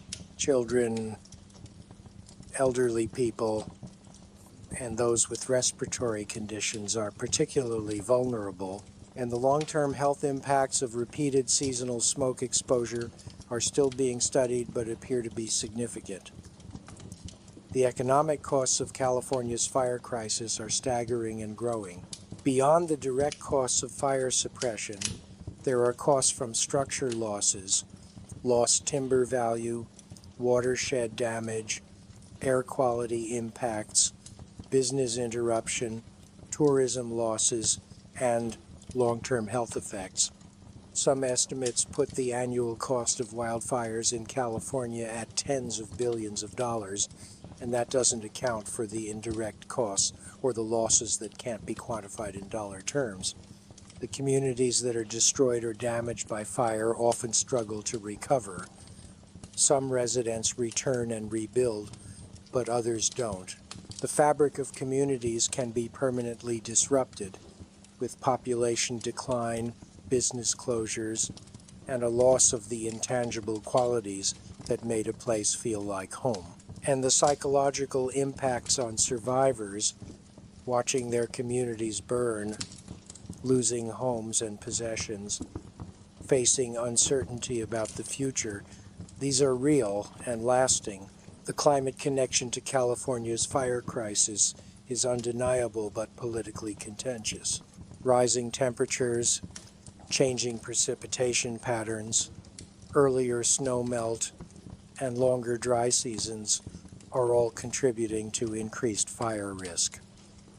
This trend is projected to continue and likely worsen in coming decades, meaning that California's fire problem will get worse before it gets better, if it ever does get better.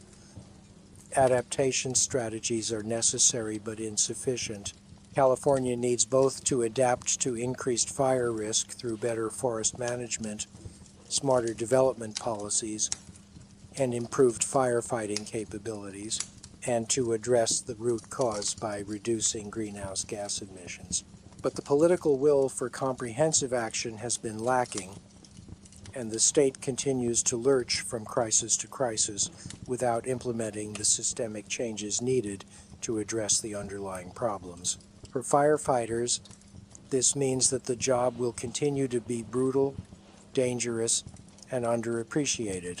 The fires will keep coming larger and more intense each year, and the people tasked with fighting them will continue to sacrifice their health, their safety, and sometimes their lives to protect communities that often don't understand or acknowledge the magnitude of that sacrifice.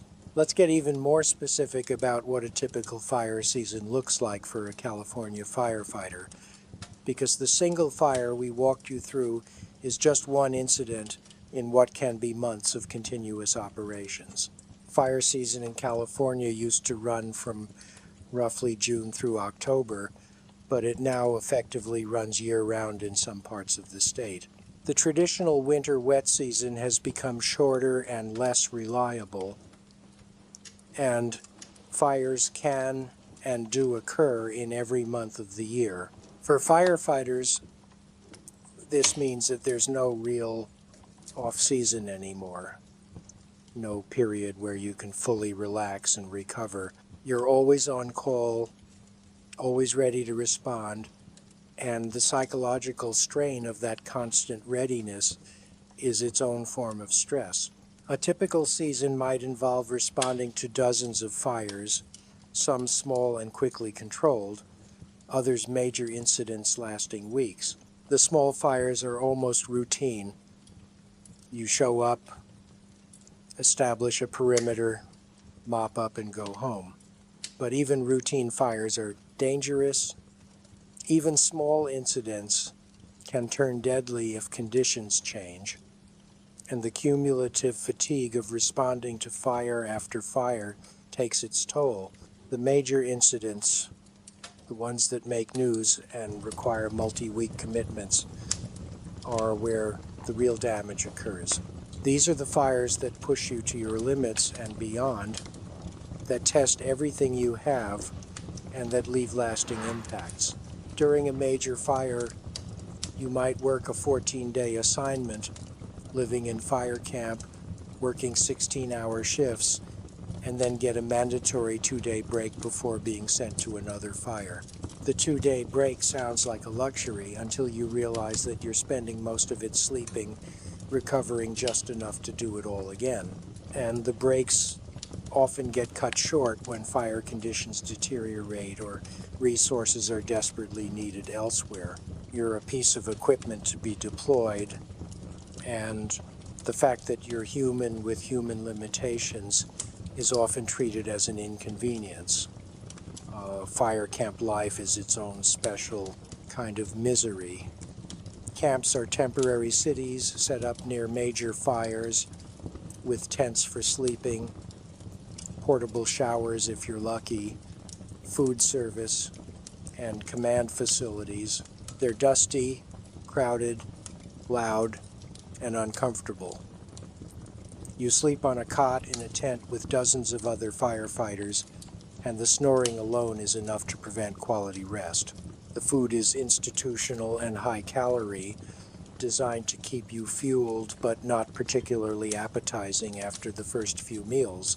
The shower facilities, when they exist, offer lukewarm water and limited privacy, and the whole camp is covered in a layer of ash and dust that gets into everything. Your gear, your sleeping bag, your food, everything tastes and smells like fire. The social dynamics in fire camp are interesting. You've got crews from different agencies, different states, different backgrounds, all thrown together. Some of the interactions are positive, bonding over shared misery, trading stories, and building camaraderie. But there are also tensions, disagreements about tactics, personality conflicts, and the general irritability that comes from exhaustion and stress. Fights are not uncommon, usually just verbal but occasionally physical, and managing these interpersonal dynamics is part of the overhead team's challenge. The hierarchy in firefighting is clear and necessary. Incident command system provides a structure for managing complex operations, and everyone has a role and knows where they fit in the organization. But this hierarchy can also be frustrating, especially when decisions are being made by people who aren't on the line, who don't understand the specific conditions your crew is facing. You might be ordered to defend a structure that you can see is indefensible, or to cut line in a location that your experience tells you is dangerous, and while you can voice concerns, ultimately you follow orders. This tension between on-the-ground reality and command-level decision-making is a persistent issue in large fire operations. The quality of incident management varies widely.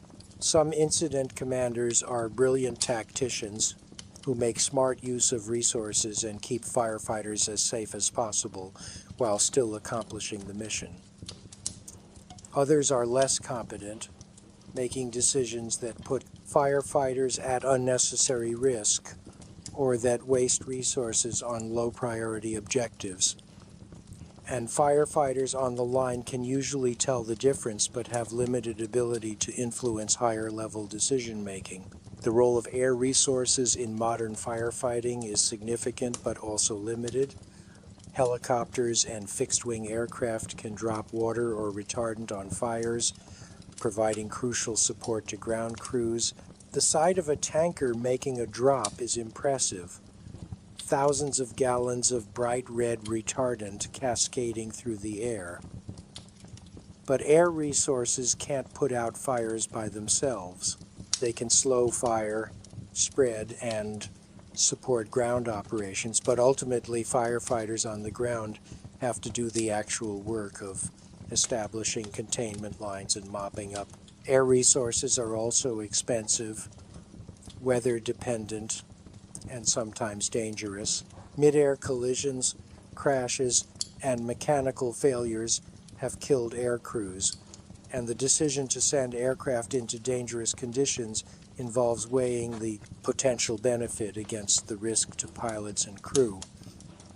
The politics of firefighting are complex and often frustrating. Different agencies have different priorities, jurisdictions overlap, and funding comes from multiple sources with different strings attached.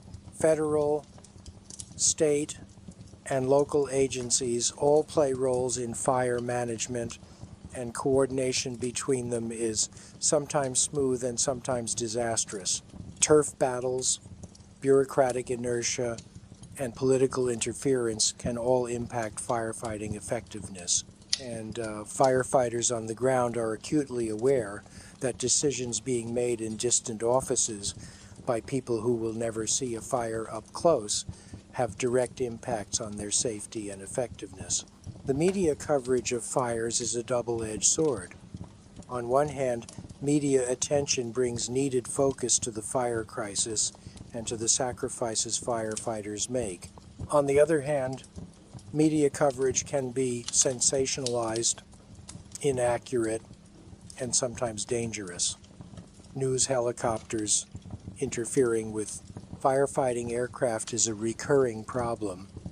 Reporters who don't understand fire behavior making speculative or incorrect statements, and the focus on dramatic footage and human interest stories rather than on the systemic issues that create fire crises in the first place.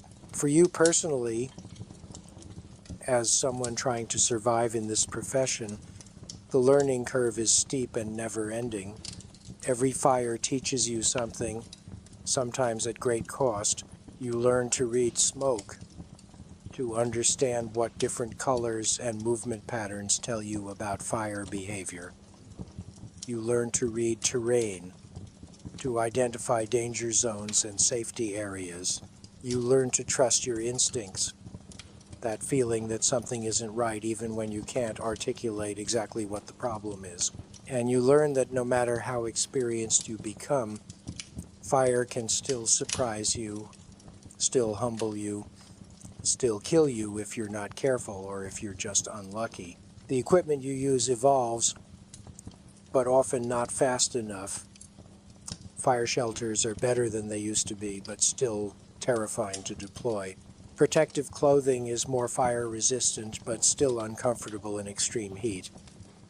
Communication equipment is more reliable, but still fails in critical moments. And funding for equipment upgrades is always tight, meaning that firefighters often work with gear that's outdated or inadequate. The training you receive is comprehensive in some areas and lacking in others. Physical fitness standards ensure that firefighters are capable of the demanding work. Fire behavior education teaches you the science of how fires burn. Safety protocols emphasize the importance of lookouts, communications, escape routes, and safety zones. But the psychological preparation for what you'll actually experience is inadequate. Nothing in training can really prepare you for the reality of facing a major fire, for the fear and the exhaustion and the trauma. And the gap between training and reality is where people get hurt or killed. As you gain experience, you might move up in the organization, becoming a crew leader, a squad boss, eventually maybe a superintendent or incident commander. These promotions come with increased responsibility and slightly better pay, but they don't fundamentally change the nature of the work. You're still fighting fires, still operating in dangerous conditions, still making decisions where lives hang in the balance. The weight of command, of being responsible not just for yourself but for your crew, is its own burden. Knowing that your decisions could get someone killed, that a mistake you make could have fatal consequences, is a heavy psychological load to carry. Some firefighters thrive in leadership roles, finding meaning in the responsibility and taking satisfaction in bringing their crews home safely. Others find the burden too great and prefer to remain in the ranks where their responsibility is limited to their own actions. The end of fire season, when it finally comes, is anticlimactic. You don't get a ceremony or a celebration. You just get told that your services aren't needed anymore and you're released to go home. The transition from the intensity of fire season to normal life is jarring. You've been operating at maximum intensity for months, and suddenly you're supposed to just stop and be normal. It doesn't work that way. Your body and mind don't adjust that quickly. The first few weeks after season ends are often difficult. You're exhausted but can't sleep properly. You're irritable with friends and family, and you struggle to find meaning in everyday activities that seem trivial compared to what you've been doing. The long-term impacts on your life are significant.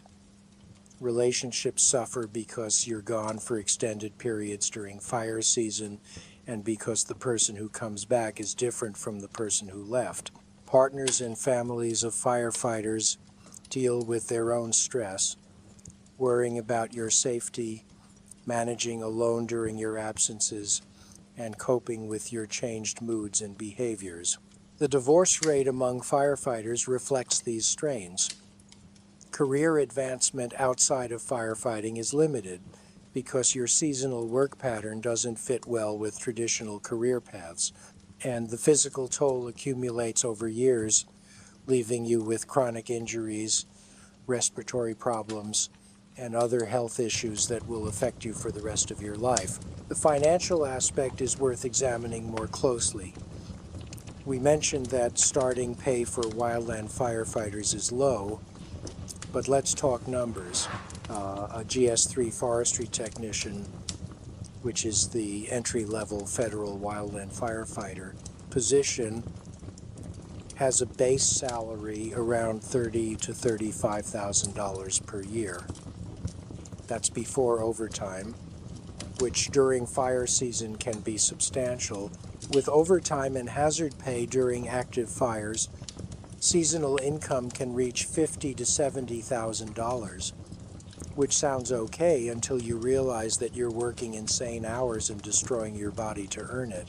If you break it down to an hourly rate, including all hours worked, you're making less than many fast food workers, and they're not risking their lives or inhaling toxic smoke.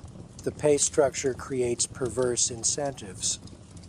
Firefighters need fires to make decent money because base pay isn't enough to live on. This creates a situation where firefighters are financially dependent on disasters, which is psychologically unhealthy and creates conflicts between what's good for firefighters individually and what's good for communities and ecosystems. There have been efforts to reform firefighter pay, but progress has been slow and inadequate. The retention crisis in wildland firefighting is partly a pay problem. You can't attract and keep qualified people when you're offering poverty-level base wages for extremely dangerous work. The argument for low pay is that these are seasonal positions, but the season now runs most of the year, and even when not actively fighting fires, firefighters are doing prescribed burns, fuel reduction work, and other fire management activities. The federal government is one of the largest employers of wildland firefighters, and the GS pay scale for these positions hasn't kept pace with the increasing demands and dangers of the work. Private contract crews exist as well, and their pay and conditions can be even worse, with fewer benefits and less job security. The lack of a clear career path is another retention issue. You can move up through crew positions to leadership roles, but there's a ceiling. Not everyone can be a superintendent or incident commander, and the opportunities for advancement are limited. Many firefighters burn out, literally and figuratively, and have to leave the profession while they're still relatively young because their bodies give out or because they can't continue to do the work for the pay offered. The alternative career paths for firefighters often involve transitioning to structural firefighting, which offers better pay, benefits, and working conditions, or leaving firefighting entirely for other fields. The skills you develop in wildland firefighting are valuable: decision-making under pressure, physical toughness, ability to work in teams, but translating them to other careers isn't always straightforward. The seasonal nature of the work makes it difficult to pursue education or training during the off-season, and the physical and psychological toll makes it hard to have the energy for self-improvement even when time is available. Let's return one more time to the fundamental question: why would anyone do this job? Given everything we've discussed, the danger, the exhaustion, the low pay, the health impacts, why would anyone choose to be a California wildland firefighter? The answers are varied and personal. For some, it's about public service, a genuine desire to protect communities and natural resources. For others, it's about the adrenaline, the intensity of the experience, the challenge of pitting yourself against nature's fury. Some are drawn to the camaraderie, the brotherhood and sisterhood of shared hardship. Others simply need a job, and this one is hiring. But there's something else, something harder to articulate, that keeps people in this profession despite everything. It's a sense of purpose, of doing work that genuinely matters.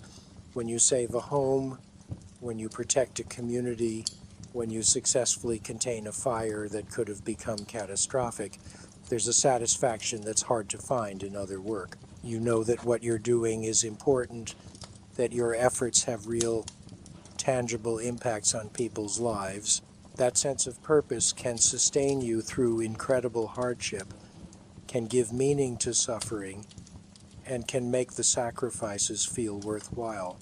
But purpose alone isn't enough, and increasingly, it's not enough to retain people in this profession.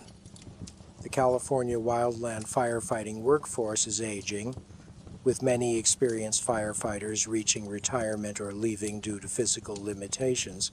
The pipeline of new firefighters isn't keeping pace with attrition, and the positions that are being filled are increasingly going to people with less experience and less training. This creates a dangerous situation where fires are being fought by less capable crews, increasing risks for everyone. The solutions to these problems are known but politically difficult. Firefighters need better pay, better benefits, better working conditions, and better long-term support.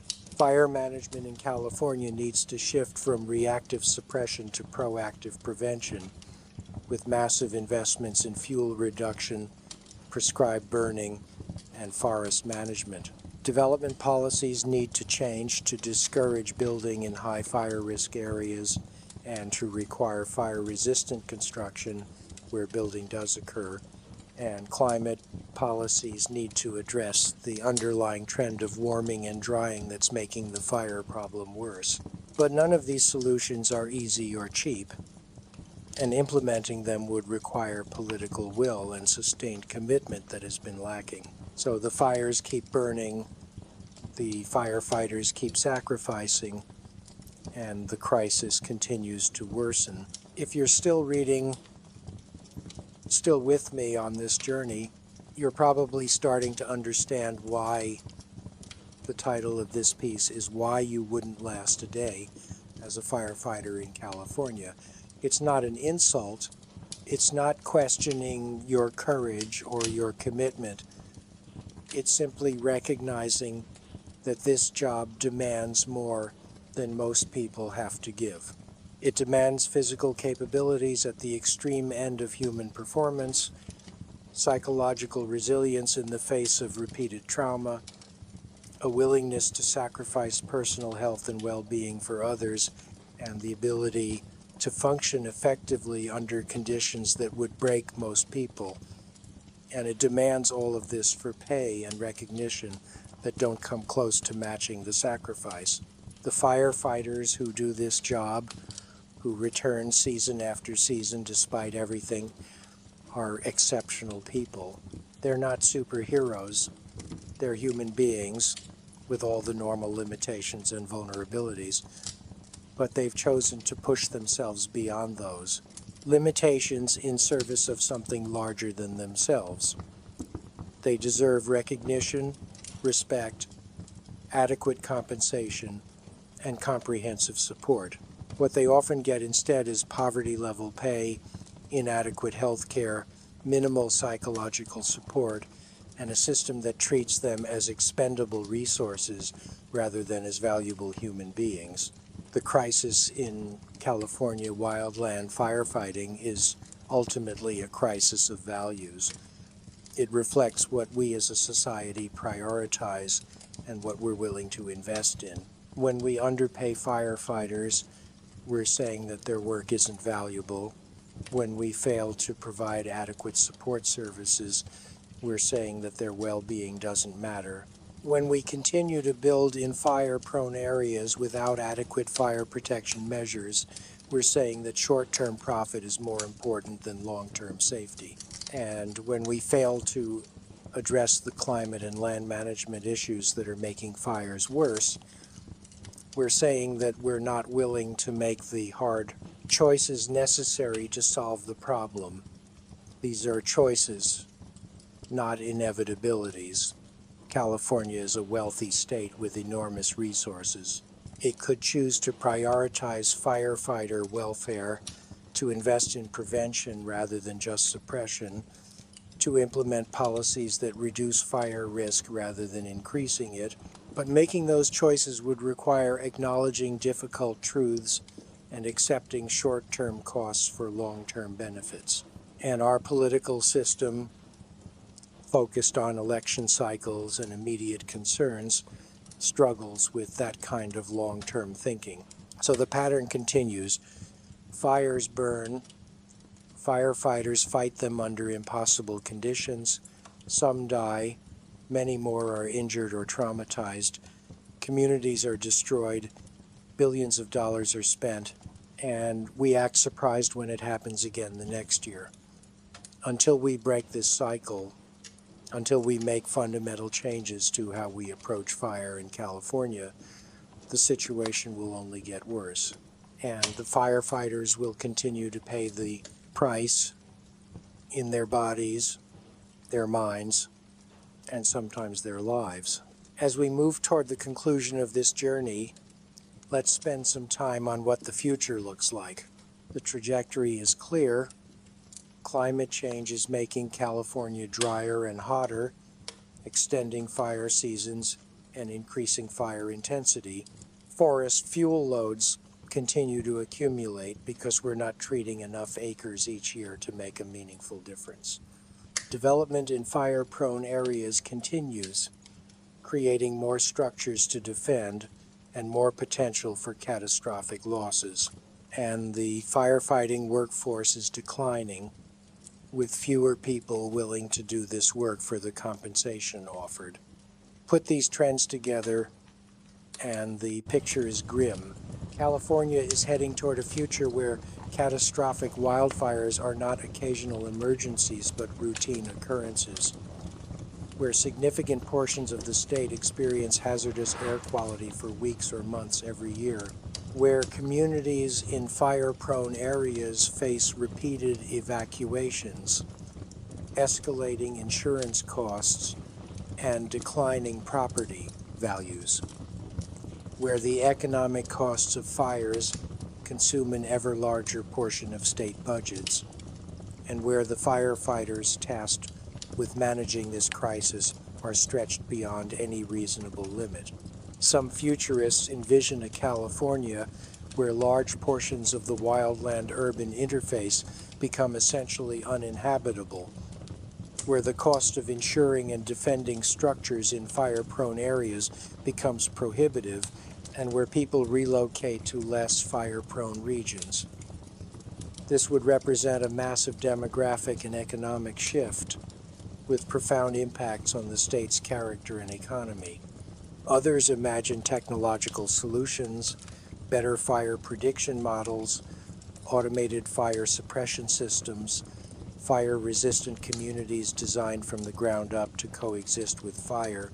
These solutions are theoretically possible, but would require massive investment and decades to implement at scale. The most realistic scenario is probably some combination of modest improvements, continued crisis management, and gradual adaptation. California will likely invest more in fuel reduction and prescribed burning, though not enough to solve the problem. Building codes will probably be strengthened in fire-prone areas, though existing structures will remain vulnerable. Firefighting resources will be expanded, though not enough to keep pace with growing demands. And communities will slowly adapt to living with fire as a constant threat through evacuation plans, home hardening, and acceptance that fire risk is part of life in California. For firefighters, this future means that the job will remain difficult, dangerous, and underappreciated. The best hope is that pay and benefits improve enough to make retention possible, that support services expand to help firefighters cope with the psychological toll, and that safety measures reduce injuries and fatalities. But even in the best-case scenario, California wildland firefighting will remain one of the most demanding professions, requiring extraordinary commitment and sacrifice from the people who choose to do it. The question we should all be asking is whether we're okay with this. Are we comfortable living in a state where the people protecting us from fire are underpaid, overworked, and inadequately supported? Are we willing to accept that our policy choices, our development patterns, and our climate trajectory are creating a crisis that firefighters have to manage at great personal cost. These aren't rhetorical questions. They require answers in the form of votes, policy support, funding commitments, and personal choices about where and how to live. Let's talk about what needs to change, specifically and concretely. First, firefighter compensation needs to be restructured to reflect the actual demands and risks of the job. Base pay should be raised significantly to a level where firefighters can support themselves without relying on overtime from disasters. Benefits need to include comprehensive health coverage, not just for acute injuries, but for the long-term health effects of smoke exposure and physical strain. Retirement benefits need to account for the fact that many firefighters can't work into their 60s because their bodies give out earlier. Second, support services need to be expanded dramatically. This means mandatory mental health screening and treatment for all firefighters, not as an optional program, but as a core part of the job. It means peer support programs, trained counselors who understand firefighting culture and destigmatization of mental health care. It means family support services to help the partners and children of firefighters cope with the stresses they face. And it means long-term follow-up, recognizing that the impacts of this work don't end when the fire season does. Third, working conditions need to improve. This means enforcing reasonable shift lengths and rest requirements, even when it's inconvenient or expensive. It means improving fire camp conditions to provide adequate rest facilities, food quality, and hygiene. It means providing better equipment, from fire shelters to communication devices to protective clothing. And it means a cultural shift away from valorizing extreme toughness and toward recognizing that human limitations are real and need to be respected. Fourth, the overall approach to fire management needs to change. California needs to massively scale up fuel reduction efforts, increasing the acres treated per year by an order of magnitude. This means more prescribed burning, more mechanical treatment, more grazing programs, and more investment in forest management. It means accepting that smoke from controlled burns is preferable to smoke from catastrophic wildfires.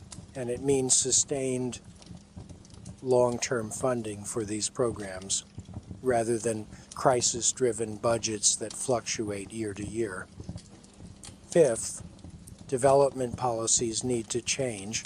California needs to stop allowing new development in high fire risk areas unless communities can demonstrate adequate fire protection capabilities. Existing structures in fire-prone areas need to be retrofitted with fire-resistant materials and adequate defensible space. Insurance rates need to reflect actual risk, which will create market pressure for better fire safety. And communities need comprehensive evacuation plans and the infrastructure to execute them safely. Sixth, climate policy needs to be taken seriously. California can't solve the global climate crisis alone, but it can do its part by reducing emissions, transitioning to clean energy, and advocating for national and international climate action. The fire crisis is ultimately a climate crisis, and addressing the root cause requires addressing climate change. None of these changes will happen easily or quickly.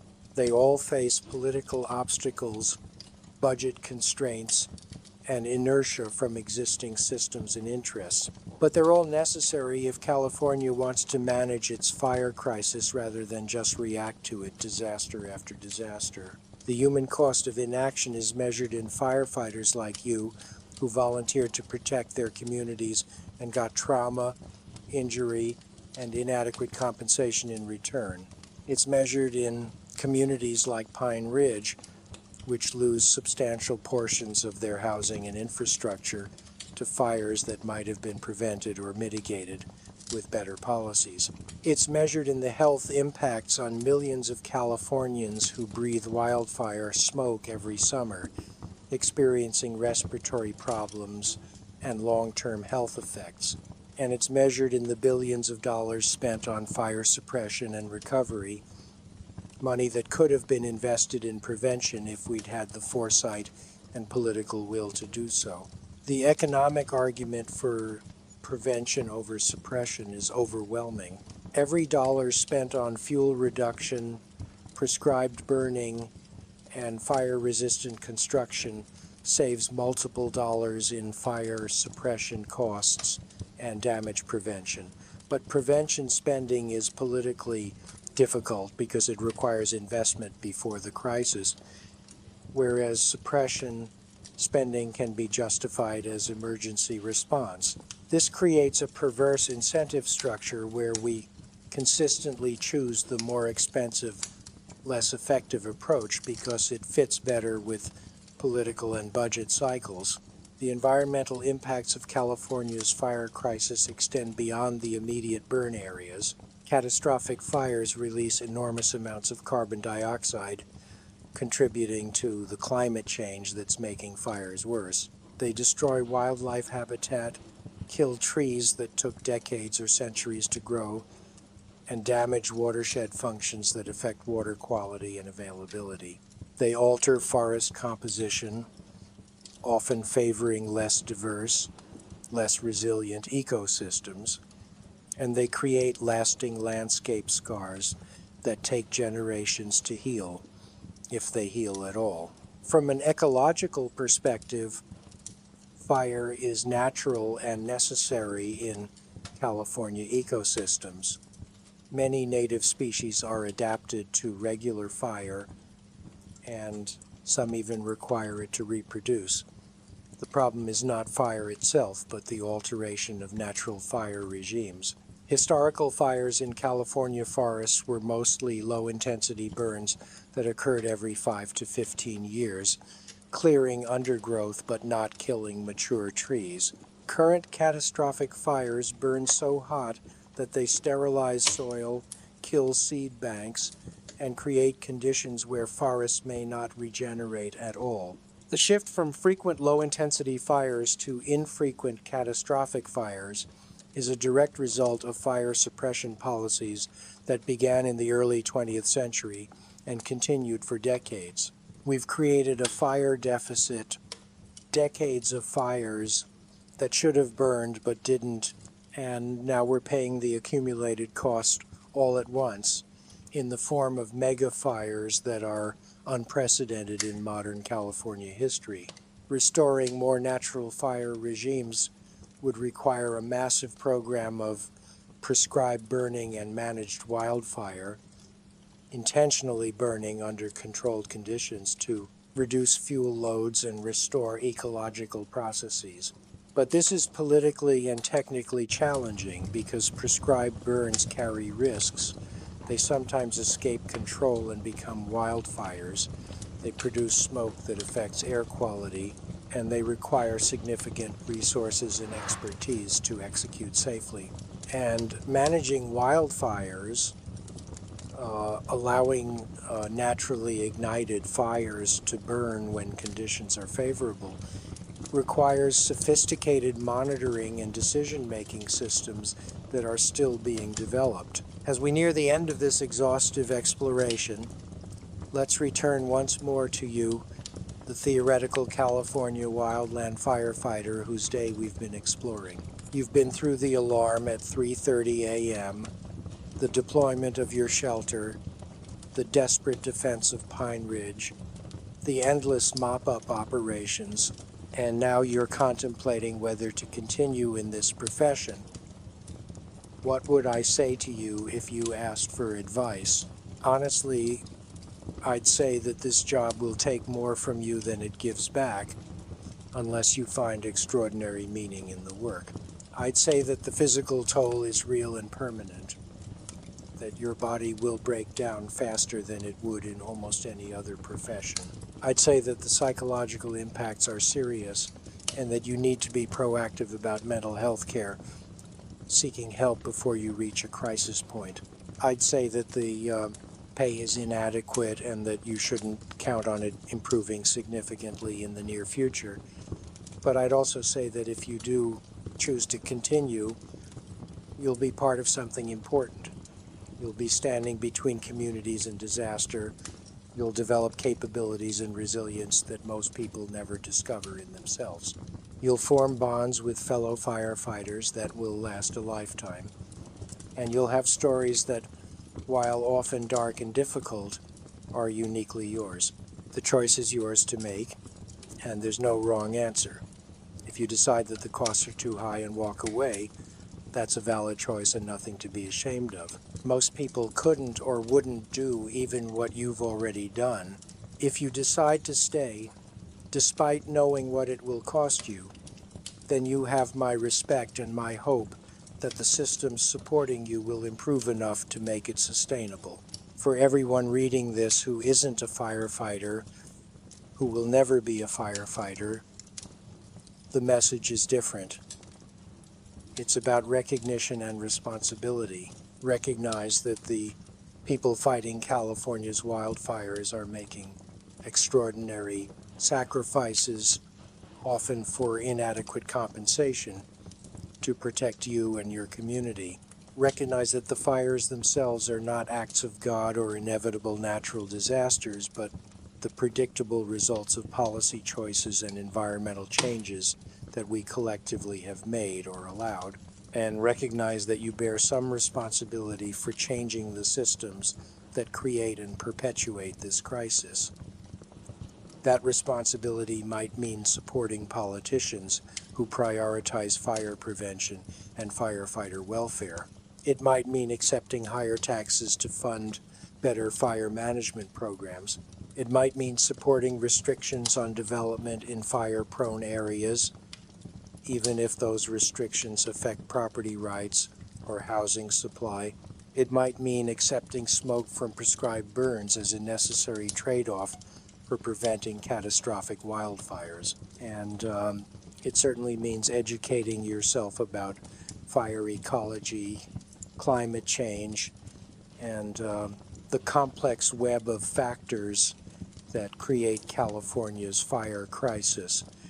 The alternative is to continue as we are, lurching from disaster to disaster, depending on firefighters to save us from crises we created, and acting surprised when the costs in lives, health, property, and money continue to escalate. That path leads nowhere good for firefighters, for communities, or for California as a whole. The final piece of this puzzle is personal accountability. If you live in California, particularly in a fire-prone area, you have responsibilities beyond just relying on firefighters to protect you. Those responsibilities include creating and maintaining defensible space around your home, using fire-resistant building materials when constructing or renovating, having a family evacuation plan and practicing it, staying informed about fire danger and evacuation orders, and being prepared to leave quickly when told to do so.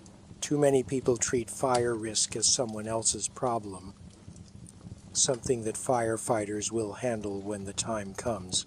But firefighters can't be everywhere, can't save every structure, and shouldn't have to risk their lives because homeowners failed to take basic precautions. There's a concept in firefighting called triage, where resources are allocated based on where they can do the most good. During a major fire, structures that are well prepared with adequate defensible space and fire-resistant features are more likely to receive firefighter protection because the chances of success are higher. Structures that are disasters waiting to happen, surrounded by vegetation and built with flammable materials, might be passed over because defending them would be futile and waste resources that could be used elsewhere. This is harsh but rational, and it underscores the importance of property owners doing their part. The social contract around fire in California is broken. Homeowners expect firefighters to protect their property regardless of how poorly prepared it is. Firefighters are expected to risk their lives for inadequate compensation. Governments are expected to provide unlimited resources for fire suppression while making minimal investments in prevention. And everyone acts surprised and outraged when the system fails, when homes burn, when firefighters die, when costs spiral out of control.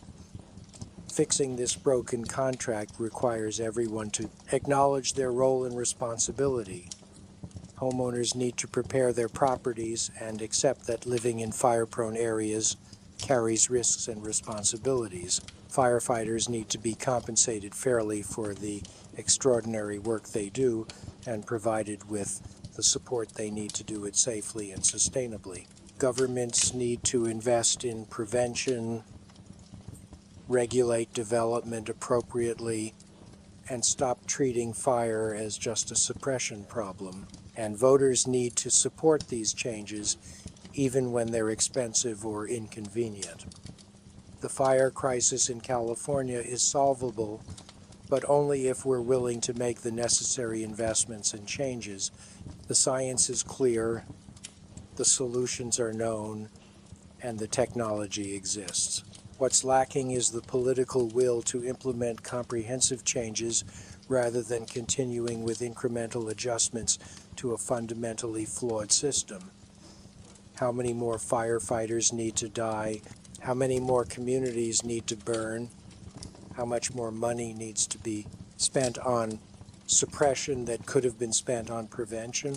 These questions should haunt us, should drive us to action, but too often they're forgotten in the aftermath of each fire season until the next one begins and we repeat the cycle.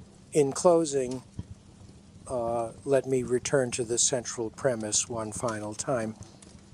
You wouldn't last a day as a California wildland firefighter, and that's not a character flaw.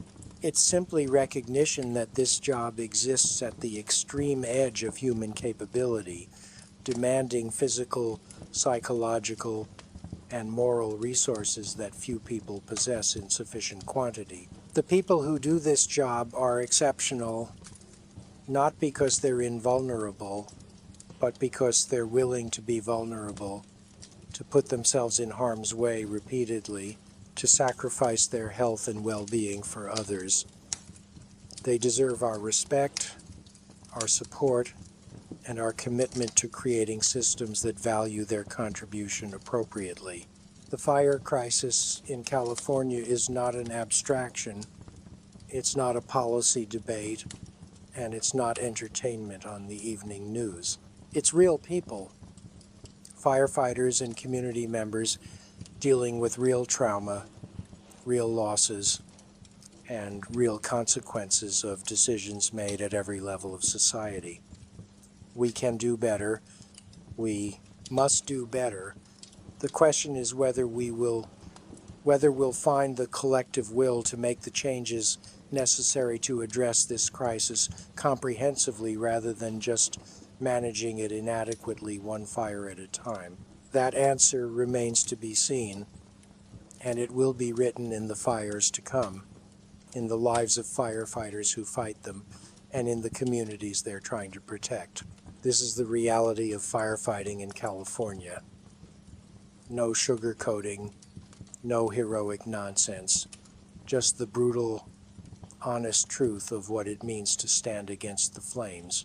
You wouldn't last a day, but every day, people who understand the full weight of what we've discussed here strap on their gear and do it anyway. Think about that. Think about what it means, what it costs, and what we owe them in return. And then ask yourself what you're willing to do to change a system that asks so much of so few for the benefit of so many. The fires will come again. They always do. The only question is whether we'll finally be prepared to face them differently, with better support for firefighters, better prevention strategies, and better recognition of the sacrifices being made on our behalf. That choice is ours to make, and the time to make it is now, before the next alarm sounds and another crew races toward the smoke.